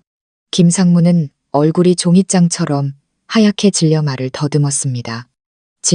진우야, 네가 어떻게? 김진우는 대답하지 않았습니다. 그는 손에 힘을 더 주었고 김상무는 고통스러운 신음을 내뱉었습니다. 그는 혼란에 빠진 숙부의 눈을 똑바로 쳐다본 뒤 돌처럼 굳어버린 친척들의 얼굴을 차례로 훑어보았습니다. 그의 눈빛은 얼음장 같았고 지난 2년간 억눌러왔던 분노가 담겨 있었습니다. 숙부님의 연극은 이제 여기서 끝내시죠. 기적은 일어났습니다. 하지만 이것은 하늘에서 떨어진 기적이 아니었습니다. 이것은 비범한 의지와 어둠 속에서 끊임없이 노력한 결과였습니다. 그리고 이제 그 전사가 자기 자신과 자신이 사랑하는 여인의 정의를 되찾기 위해 돌아올 시간이 된 것입니다. 진짜 폭풍은 지금부터 시작이었습니다. 넓은 거실의 공간은 바늘 떨어지는 소리, 사람들의 거친 숨소리와 미친 듯이 뛰는 심장 소리까지 들릴 정도로 고요했습니다. 시간이 멈춘 듯 모든 시선이 방 한가운데 우뚝 서 있는 남자에게로 쏠렸습니다. 김진우. 그는 아직 다리가 약간 떨렸지만 산처럼 굳건하게 서 있었습니다. 화려한 샹들리의 조명이 그의 위로 쏟아져 대리석 바닥에 길게 그림자를 드리웠습니다. 위엄과 권위가 넘치는 모습이었습니다. 지난 2년간 이 집에 누구도 상상하지 못했던 모습이었습니다. 김 회장이 가장 먼저 충격에서 벗어났습니다. 그녀는 비틀거리며 일어나 떨리는 입술로 말을 더듬었습니다. 진우야, 네가 일어선 거니? 세상에, 내가 헛것을 보는 게 아니지. 내 아들. 그녀는 울고 웃으며 그에게 달려가려 했지만 아들의 차가운 눈빛에 그 자리에 멈춰섰습니다. 그 눈빛에는 재회의 기쁨이나 어머니의 걱정에 대한 감동이 없었습니다. 오직 거리감과 깊은 고통, 그리고 짙은 실망감만이 담겨 있었습니다. 한편 김진우에게 손목을 잡혔던 김상무는 얼굴에서 핏기가 완전히 가신 채였습니다. 그는 손을 빼내려 안간힘을 썼지만 소용없었습니다. 김진우의 손, 2년 동안 남몰래 단련해온 그 손이 쇠집게처럼 그의 손목을 옥죄었습니다. 손목에서부터 뇌까지 전해지는 고통에 그는 정신을 차렸지만 지금의 정신은 혼수 상태보다 더 끔찍했습니다. 그는 김진우를 바라보았습니다. 그의 눈에는 경악뿐만 아니라 벼랑 끝에 몰린 짐승의 극심한 공포가 서려 있었습니다. 진우야, 네가 언제부터 회복된 게냐? 그는 억지 미소를 지어 보였습니다. 정말 우리 가문의 복이다. 회복됐으면 말을 하지. 모두들 걱정했잖니. 그는 상황을 바꿔보려 조카의 회복에 기뻐하는 자상한 삼촌인 척 연기하려 했지만 이미 너무 늦었습니다. 김진우는 그에게 대답하지 않았습니다. 그는 고개를 돌려 여전히 눈물을 흘리며 멍하니 자신을 바라보고 있는 저를 보았습니다. 그의 얼음장 같던 눈빛이 순간 믿을 수 없을 만큼 부드럽고 따뜻하게 변했습니다. 그는 김상무의 손을 놓아버렸고 김상무는 바닥에 주저앉았습니다. 그리고 그는 천천히 제게 다가왔습니다. 그의 한 걸음 한 걸음은 아직 조금 부자연스러웠지만 흔들림 없이 단호했습니다. 그의 발걸음 하나하나가 그 자리에 있는 모든 사람들의 심장을 짓밟는 것 같았습니다. 그는 제 앞에 와서 허리를 숙여 부드럽게 저를 일으켜 세웠습니다. 그는 손을 들어 제 뺨을 타고 흐르는 눈물을 닦아주었습니다. 미안해요. 그의 낮은 목소리에는 깊은 후회가 담겨 있었습니다. 당신 혼자 이런 일들을 겪게 해서 정말 미안해요. 너무 고생 많았어요. 서연 씨. 저는 아무 말도 하지 못하고 그저 고개를 저었습니다. 눈물은 더욱 쏟아졌습니다. 하지만 이제 이 눈물은 굴욕의 눈물이 아니었습니다. 벅차오르는 감동과 행복, 그리고 위로의 눈물이었습니다. 마침내 그가 저를 위해 일어선 것입니다. 저를 일으켜 세운 후 그는 저를 자신의 등 뒤에 서게 하여 그들의 날카로운 시선으로부터 저를 보호하는 견고한 벽이 되어 주었습니다. 그리고 그는 몸을 돌려온 가족과 마주 섰습니다. 이제 그는 더 이상 쓸모없는 폐인이 아니었습니다. 그는 이 집의 진정한 주인이자 김산그룹의 유일한 후계자였습니다. 왕의 기품, 자신감과 권위가 그에게 돌아왔습니다. 이전보다 훨씬 더 강렬하게 모두들 많이 놀라셨나 보군요. 그가 입을 열었습니다. 크지 않은 목소리였지만 거실 전체에 단호하고 힘있게 울려 퍼졌습니다. 저 같은 폐인이 다시 일어서서 놀라셨습니까? 아니면 여러분이 연기하던 이 연극이 이제 막을 내려야 해서 놀라셨습니까? 아무도 감히 입을 열지 못했습니다. 그들은 그저 얼어붙은 채 그를 바라볼 뿐이었습니다. 그는 자신의 어머니 김 회장을 복잡한 눈빛으로 바라보았습니다. 어머니, 제가 일어선 것을 보고 기뻐하시는 것 압니다. 하지만 왜 제가 이 사실을 숨겨야만 했는지 한 번이라도 생각해 보셨습니까? 왜 2년 동안 제 친어머니에게조차 식물인간처럼 살아야만 했는지요? 김 회장은 눈물을 흘리며 고개를 저었습니다. 나는 몰랐다. 왜냐하면 김진우의 목소리가 차갑게 변했습니다. 제가 그렇게 하지 않았다면 어머니는 이 아들을 영원히 잃으셨을 테니까요. 그리고 이 집안에는 저승사자보다 더 무서운 자들이 있기 때문입니다. 제가 매일같이 죽기만을 바라는 자들이요. 그 말을 하며 그의 시선은 바닥에서 어정쩡하게 일어나고 있는 김상무에게로 향했습니다. 그렇지 않습니까? 제 사랑하는 숙부님. 김상무는 화들짝 놀라며 손사래를 쳤습니다. 진우야, 네가 무슨 말을 하는 거냐? 숙부는 늘 너를 걱정했는데. 걱정이요? 김진우가 비웃었습니다. 저를 걱정하셨습니까? 아니면 제가 왜 아직 죽지 않았는지 걱정하셨습니까? 제 완벽한 계획에 왜 차질이 생겼는지 걱정하셨겠죠. 네, 네가 지금 헛소리를 하는구나. 김상무가 목소리의 두려움을 감추려는 듯 소리쳤습니다. 형수님, 얘 말 좀 들어보세요. 이제 막 회복해서 정신이 온전치 않은 것 같습니다. 모두들 얘 말 듣지 마세요. 그는 김 회장을 자기 편으로 끌어들이려 했지만 김 회장 역시 처음의 충격에서 벗어나 무언가 잘못되었다는 것을 깨닫기 시작했습니다. 그녀는 동생과 아들을 번갈아 보며 혼란스러운 표정을 지었습니다. 김진우는 더 이상 그와 언쟁하지 않았습니다. 그는 그저 고개를 저으며 실망감을 감추지 않았습니다. 숙부님은 조금도 변하지 않으셨군요. 여전히 위선적이시고 여전히 연기를 잘하십니다. 하지만 숙부님, 모든 연극에는 끝이 있는 법입니다. 그리고 오늘 제가 바로 그 막을 내리겠습니다. 여기 있는 모든 사람들이 당신의 진짜 얼굴, 즉 가족의 탈을 쓴 악마의 얼굴을 똑똑히 볼 수 있도록 말입니다. 그는 어느새 방구석에 서 있던 충직한 비서에게 신호를 보냈습니다. 박 비서님, 모두에게 재미있는 것을 좀 보여주시죠. 비서는 고개를 끄덕이고 USB를 거실의 대형 TV에 연결했습니다. 화면이 켜지고 파일 하나가 나타났습니다. 방 안의 긴장감은 극에 달했습니다. 모두가 숨을 죽이고 기다렸습니다. 곧 끔찍한 진실이 밝혀질 것이라는 예감이 들었습니다. 이 가문의 모든 거짓과 기만을 쓸어버릴 진짜 폭풍이 이제 막 시작된 것입니다. 기적은 일어났지만 그것은 구원을 가져온 것이 아니었습니다. 심판을 가져온 것이었습니다. 대형 TV 화면에서 뿜어져 나오는 빛이 거실 안 긴장된 얼굴들을 비췄습니다. 모든 시선이 그곳에 집중되었습니다. 김상무는 얼굴이 새하얗게 질리고 다리가 후들거렸습니다. 곧 닥쳐올 불행을 예감한 듯 했습니다. 그는 달려가 막으려 했지만 2명의 경호원이 이미 그의 앞을 막아섰습니다. 모두들 똑똑히 보십시오.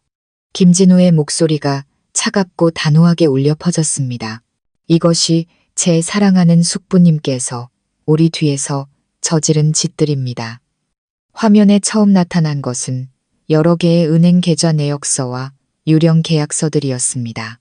박 비서가 명료하게 설명하기 시작했습니다. 회장님, 그리고 여기 계신 모든 분들. 이것들은 지난 2년간 김영철 상무께서 김진우 도련님이 아프시고 회장님께서 상심하신 틈을 타 재무이사 등과 결탁하여 유령 프로젝트를 만들고 허위 계약을 체결하며 회사의 자금을 빼돌린 증거들입니다. 횡령액은 약 5천억 원으로 추정됩니다. 거실에서는 경악의 탄성이 터져 나왔습니다. 5천억, 상상도 할 수 없는 금액이었습니다. 김 회장은 의자를 붙잡고서야 겨우 서 있을 수 있었습니다. 그녀는 동생을 믿을 수 없다는 듯 고통스러운 눈으로 바라보았습니다. 영철아, 이게 다 사실이니? 아닙니다. 저놈이 조작한 겁니다. 저를 모함하기 위해 증거를 위조한 거라고요. 형수님, 믿지 마세요. 김진우가 비웃었습니다. 조작이라고요? 서두르지 마시죠. 숙부님, 진짜 연극은 지금부터니까요. 그가 박 비서에게 신호를 보냈습니다. TV 화면이 영상으로 바뀌었습니다. 김상무의 사무실에서 몰래 촬영된 영상이었습니다. 영상 속에서 그는 낯선 남자와 이야기하고 있었습니다. 김진우 거는 왜 그렇게 실수가 있었던 거야? 김상무의 분노에 찬 목소리가 울려 퍼졌습니다. 내가 거액을 줬는데 고작 그놈 하나 영원히 사라지게 하는 간단한 일을 처리 못해. 그런데도 아직 살아있다고 상대 남자가 대답했습니다. 형님, 화 푸십시오. 저희도 그놈 목숨이 그렇게 질긴 줄 몰랐습니다. 그런 절벽에서 떨어지고도 살아남다니요. 하지만 걱정 마십시오. 의사 말로는 살아도 전신마비 폐인이 될 거라고 합니다. 평생 누워서 지내야 하니 죽은 거나 마찬가지 아닙니까? 김상무가 잔인하게 웃었습니다. 그래, 쓸모없는 놈으로 살게 놔둬. 죽는 것보다 더 고통스럽게. 그래야 내 속이 시원하지. 계속 감시해. 조금이라도 회복할 기미가 보이면 즉시 보고해. 고개도 못 들게 만들어버릴 테니. 영상이 끝나자 거실은 죽음 같은 침묵에 잠겼습니다. 비명보다 더 무서운 침묵이었습니다. 진실은 너무나도 명백해서 더 이상 부정할 수 없었습니다. 끔찍한 사고를 계획하고 자신의 친조카를 무참히 죽이려 했던 주모자가 바로 항상 인자하고 도덕적인 척했던 저 남자였던 것입니다. 김 회장은 바닥에 주저앉아 통곡했습니다. 비통하고 고통스러운 울음이었습니다. 불행한 아들을 위해 울었고 자기 자신의 어리석음을 위해 울었습니다. 지난 2년간 그녀는 이 동생을 맹목적으로 믿었고 그에게 권한을 주었으며 아들을 돌보게 했습니다. 결국 그녀는 고양이에게 생선을 맡긴 셈이었고 양의 탈을 쓴 늑대를 아들 곁에 두고도 전혀 눈치채지 못했던 것입니다. 너는 악마다. 그녀가 김상무를 손가락질하며 절규했습니다. 왜 우리 진우에게 그런 짓을 했어. 내 친조카인데. 김상무는 이제 더 이상 변명할 길이 없자 가면을 벗어던졌습니다. 그는 똑바로 서서 잔인하고 광기 어린 표정을 드러냈습니다. 친족하면 뭐, 그가 비웃으며 소리쳤습니다. 그놈만 없었으면 김산그룹의 모든 것은 내 것이었어. 왜 형님은 모든 것을 누리고 나는 빌부터 사는 놈이 되어야 하지. 왜 저 어린 놈이 모든 것을 상속받고 나는 저놈을 모셔야 하냐고. 난 불공평하다고 생각했어. 내 것을 되찾아야만 했다고. 이 천하의 몹쓸 놈. 김 회장이 울부짖었지만 김진우는 아직 멈추지 않았습니다. 그는 저를 보며 후회 가득한 눈빛으로 말했습니다. 그리고 제 아내 서연 씨도 그의 음모에 희생될 뻔했습니다. 그는 다시 박 비서에게 신호를 보냈습니다. 녹음 파일이 재생되었습니다. 이번에는 김상무와 경호원의 목소리였습니다. 아주 잘했어. 김상무의 목소리가 들렸습니다. 계속 그 여자애한테 관심 있는 척해. 내가 너랑 그 애가 단둘이 있을 기회를 만들어주지. 넌 그냥 사람들이 너희 둘이 그렇고 그런 사이라고 믿게만 만들면 돼. 그 애가 임신하면 외도했다는 핑계로 쫓아낼 수 있겠지. 그러면 김진우 놈 곁에는 아무도 없고 대를 이을 놈도 없게 되는 거야. 내 계획은 완벽해질 거라고. 경호원의 떨리는 목소리가 이어졌습니다. 상무님, 그래도 이건 너무 비겁한 짓 아닙니까? 사모님은 좋은 분이신데 좋다고? 김상무가 비웃었습니다. 이 세상은 멍청한 놈이 죽는 거야. 넌 그냥 내가 시키는 대로 해. 일이 끝나면 평생 먹고 살 돈을 주지. 그렇지 않으면 어떤 결과가 있을지 알지. 모든 것이 드러났습니다. 살인 미수, 재산 탈취, 그리고 저에 대한 무고와 모함까지. 모든 것이 김영철 한 사람의 손에서 연출된 것이었습니다. 그는 잔인할 뿐만 아니라 지독하게 교활하고 계산적이었습니다. 숙부님, 김진우가 뼛속까지 시린 목소리로 말했습니다. 모든 것을 아주 치밀하게 계산하셨군요. 단 한 가지를 제외하고요.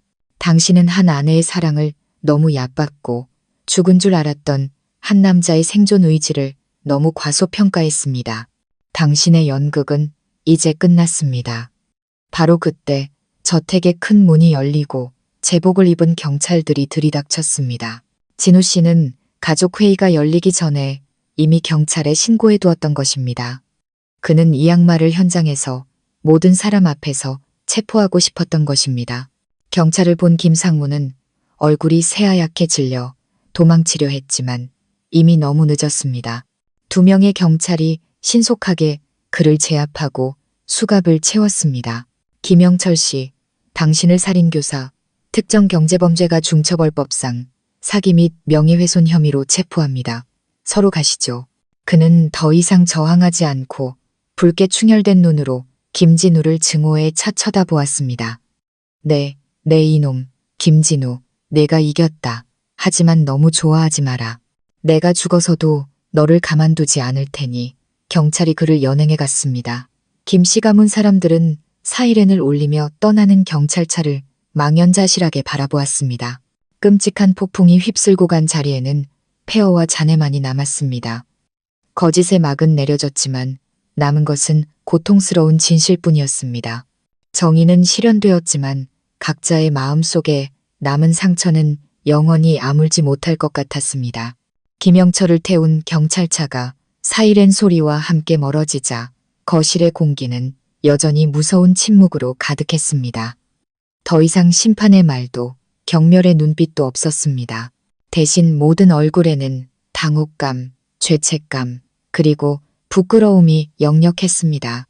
몇 분 전까지만 해도 김 회장의 편에 서서 저를 비난하고 죄인으로 몰았던 친척들은 이제 모두 고개를 숙인 채 저나 진우 씨를 똑바로 쳐다보지 못했습니다.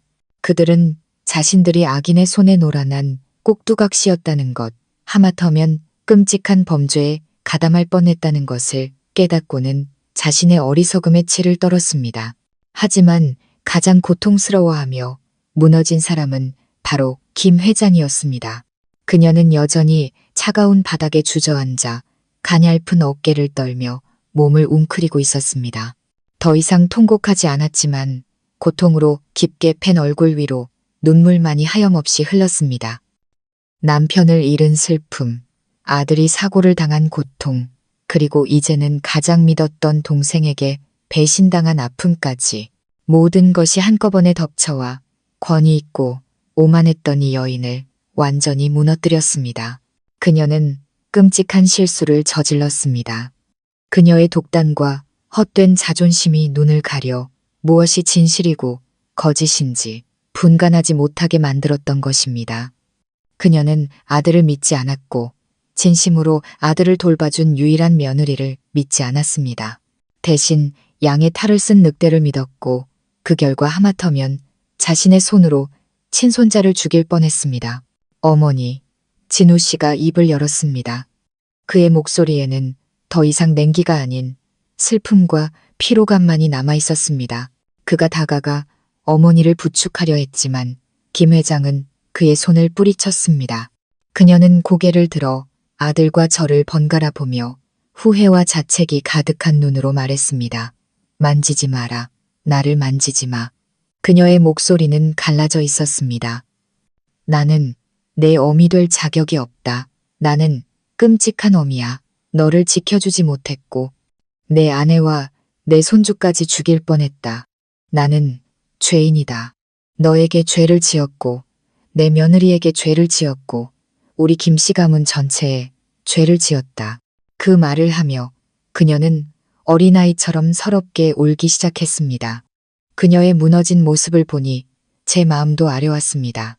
그녀가 제게 몹쓸 짓을 한 것은 사실이지만 결국 그녀 또한 악인에게 속아 이용당한 불쌍한 어머니일 뿐이었습니다. 진우 씨는 더 이상 아무 말도 하지 않고 조용히 어머니를 바라보았습니다. 아마 그 역시 마음속의 고통과 실망을 삭일 시간이 필요했을 것입니다. 그는 석상처럼 굳어있는 친척들을 돌아보았습니다. 오늘 다들 재미있는 연극을 보셨지요? 그의 차분한 목소리에 모두가 움찔했습니다. 우리 모두가 배우였던 연극 말입니다. 악역을 맡은 사람도 있고 선한 역할을 맡은 사람도 있고 그저 바람 부는 대로 휩쓸리는 구경꾼들도 있었지요.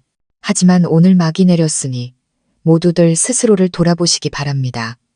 이 연극에서 자신이 맡았던 역할이 과연 떳떳했는지 아니면 비겁했는지를요. 그는 잠시 말을 멈추고 단호한 목소리로 말을 이었습니다. 김씨 가문의 내부 문제는 이제부터 저 혼자 결정합니다. 그 누구의 말참견도 심판도 필요 없습니다. 불만 있는 분은 지금 당장 이 집을 떠나셔도 좋습니다. 아무도 감히 입을 열지 못했습니다. 그들은 그저 고개를 숙인 채 조용히 거실을 빠져나갔고 거대한 폭풍이 휩쓸고 간 집에는 다시 정적이 찾아왔습니다. 김영철의 재판은 신속하게 진행되었습니다. 녹음 파일과 영상, 그리고 공범들의 자백까지 빼도 박도 못할 증거들 앞에 그는 결국 모든 혐의를 인정해야 했습니다. 법원은 살인교사, 특정경제범죄 가중처벌, 사기, 명예훼손 등 그가 저지른 모든 범죄에 대해 엄중한 판결을 내렸습니다. 그는 아주 무거운 징역형을 선고받았고 횡령한 모든 금액을 김산그룹에 배상해야 했습니다. 정의는 비록 늦었지만 마침내 실현되었습니다. 아기는 죗값을 치렀고 저의 결백함 또한 법과 세상 앞에 증명되었습니다. 재판이 끝난 후 진우 씨는 저를 친정으로 데려가 몸조리를 하게 해주었습니다. 1년여 만에 처음으로 작고 따뜻한 우리 집으로 돌아왔습니다. 모든 진실을 알게 된 부모님은 저를 끌어안고 한참을 우셨습니다. 온갖 수모를 겪은 딸이 안쓰러우면서도 마침내 진정한 행복을 찾은 것이 기쁘셨던 겁니다. 진우 씨는 직접 부모님 앞에 와서 고개를 숙여 사죄했습니다. 아버님, 어머님, 저 때문에 서연 씨가 너무 많은 고생을 했습니다. 정말 죄송합니다. 약속드리겠습니다. 이제부터 제 남은 평생을 바쳐 서연 씨에게 헌신하고 다시는 어떤 상처도 받지 않도록 지켜주겠습니다. 훌륭하고 진실된 사위의 모습에 부모님은 더 이상 아무런 걱정도 하지 않으셨습니다. 그들은 기꺼이 외동딸을 그에게 맡겼습니다. 제가 친정에 머무는 동안 진우 씨는 매일같이 찾아왔습니다. 그는 더 이상 차갑고 멀게만 느껴지던 대기업 회장이 아니었습니다. 소매를 걷어붙이고 어머니를 도와 부엌일을 하고 몇 시간이고 아버지와 장기를 두었으며 매일 밤 임신으로 부은 제 다리를 정성껏 마사지해 주었습니다. 그의 진심과 따뜻함은 제 마음의 모든 상처를 서서히 치유해 주었습니다. 일주일 후 김 회장이 저희 집으로 찾아왔습니다. 고급 세단도 경호원도 없이 수수하고 낡은 옷차림에 초췌해진 얼굴로 혼자였습니다. 그녀는 한참 동안 저희 집 문 앞에서 초인종을 누르지 못하고 서성였습니다. 어머니가 쓰레기를 버리러 나왔다가 그녀를 발견하고서야 깜짝 놀랐습니다. 그녀에게는 예전의 오만하고 거만한 모습은 온데간데 없었습니다. 그녀는 고개를 숙이며 떨리는 목소리로 말했습니다. 사부인, 제가 사죄하러 왔습니다. 며느리를 잠깐 만나고 싶어서요. 마음이 고운 어머니는 아무 말 없이 조용히 문을 열어주었습니다. 집으로 들어온 김 회장은 소파에 앉아있는 저를 보자마자 더 이상 참지 못하고 제 앞에 무릎을 꿇었습니다. 서연아, 내가 잘못했다. 내가 죄인이야. 나는 끔찍한 시어머니였고 어리석은 여자였다. 제발 나를 용서해다오. 그녀는 울면서 말했습니다. 저는 황급히 일어나 그녀를 부축하려 했고 진우 씨도 부엌에서 달려나왔습니다. 어머니, 지금 뭐 하시는 겁니까? 일어나세요. 아니다. 그녀가 고개를 저었습니다. 내 며느리가 용서해 주기 전까지는 일어나지 않겠다. 내가 너에게 너무나도 몹쓸 짓을 했다. 너를 믿지 않았고 모욕했으며 심지어 너와 내 손주까지 죽일 뻔했다. 나는 용서받을 자격이 없어. 하지만 제발 부탁이다. 내게 속죄할 기회를 한 번만 다오. 내 손주 얼굴이라도 볼 수 있게 해다오. 그녀의 고통스럽고 후회 가득한 모습에 제 마음도 약해졌습니다. 제 안의 원망도 눈 녹듯 사라지는 것 같았습니다. 결국 그녀가 한 모든 행동은 아들을 맹목적으로 사랑했기 때문이었으니까요. 저는 진우 씨를 보았고 그도 저를 바라보았습니다. 그의 눈빛은 모든 것은 당신의 결정에 따르겠다고 말하고 있었습니다. 저는 심호흡을 하고 말했습니다. 어머니, 일어나세요. 지난 일은 다 잊었습니다. 저는 어머니를 원망하지 않아요. 어머니는 여전히 진우 씨의 어머니시고 제 아이의 할머니세요. 김 회장은 고개를 들어 눈물 젖은 눈으로 저를 바라보았습니다. 그 눈에는 감사함이 가득했습니다. 그 순간 저는 모든 원한이 진정으로 해소되었음을 알았습니다. 정의는 악인에 대한 처벌일 뿐만 아니라 뉘우치는 자에 대한 용서와 관용이기도 했습니다. 그리고 오직 용서만이 진정한 마음의 평화를 가져다 줄 수 있었습니다. 그날 이후 저와 진우 씨는 예전의 대저택으로 돌아가지 않았습니다. 그곳에는 너무나도 많은 고통스러운 기억과 어두운 음모가 담겨 있었기 때문입니다. 우리는 완전히 새로운 곳에서 새로운 삶을 시작하고 싶었습니다. 진우 씨는 도시 외곽에 작지만 따뜻하고 햇살이 가득한 집을 샀습니다. 집에는 제가 좋아하는 약초를 심을 수 있는 넓은 정원이 있었습니다. 그는 이곳이 오직 사랑과 웃음만이 가득한 우리의 진정한 보금자리가 될 것이라고 말했습니다. 하지만 새 집으로 이사하기 전 진우 씨는 저를 매우 감동시키는 일을 했습니다. 그는 자신의 개인 재산의 일부를 사용하여 아버지의 모든 빚을 갚아드리고 회사를 다시 일으킬 수 있도록 지원해 주었습니다. 그는 아버지께 말했습니다. 아버님, 거절하지 마세요. 이건 시혜가 아니라 사위로서의 책임입니다. 아버님께서 더 이상 돈 걱정 없이 즐겁게 사셔야 제 아내 서연이가 마음 편히 지낼 수 있습니다. 그의 행동은 우리 가족을 어려움에서 구했을 뿐만 아니라 아버지께 명예와 자신감을 되찾아 주었습니다. 진우 씨의 조언과 지원 아래 아버지의 건설회사는 빠르게 회복하여 예전보다 훨씬 더 크게 성장했습니다. 부모님은 마침내 풍요롭고 평안한 노후를 즐기실 수 있게 되었습니다. 김 회장 또한 저의 용서를 받은 후 많이 변했습니다. 그녀는 더 이상 차갑고 독단적인 여장부가 아니었습니다. 온화하고 자비로운 사람이 되었습니다. 그녀는 그룹 회장직에서 물러나 모든 경영권을 진우 씨에게 넘겨주고 자신은 뒤로 물러나 절에 다니고 봉사활동을 하며 곧 태어날 손주를 돌보는데 시간을 보냈습니다. 그녀는 자주 저를 찾아와 온갖 보양식을 챙겨주고 아기를 위해 직접 털옷과 모자를 떠주었습니다. 대립과 의심으로 가득했던 우리의 고부 관계는 이제 친모녀처럼 따뜻하고 가까워졌습니다. 저는 깨달았습니다.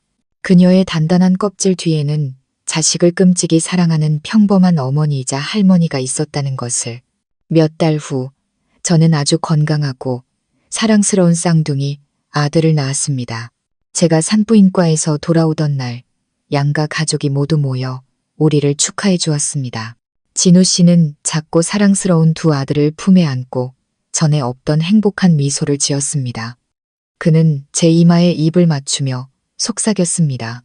고마워요, 서연 씨. 내 곁에 와줘서, 내게 이렇게 완벽한 가정을 선물해줘서. 김 회장과 어머니는 서로 손주를 안아보겠다며 즐거워하셨습니다.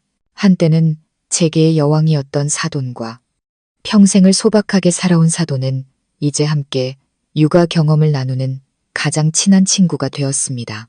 그 모습을 보며 제 마음은 한없이 따뜻해졌습니다. 우리의 삶은 그날 이후로 바쁘지만 웃음과 행복이 가득한 새로운 장을 열었습니다. 두 아들은 온 가족의 사랑 속에서 자라났습니다. 아이들은 아빠를 쏙 빼닮아 똑똑하고 장난기가 많았고 특히 부모를 잘 따랐습니다. 진우 씨는 거대 그룹의 회장이 되었지만 항상 가족을 위한 시간을 잊지 않았습니다. 그는 아이들이 성장하는 중요한 순간을 단 한 번도 놓치지 않았습니다. 그는 최고의 남편이자 완벽한 아버지였습니다. 저 또한 제 꿈을 이루었습니다. 진우 씨의 지원으로 저는 안연이라는 이름의 한의원을 열었습니다.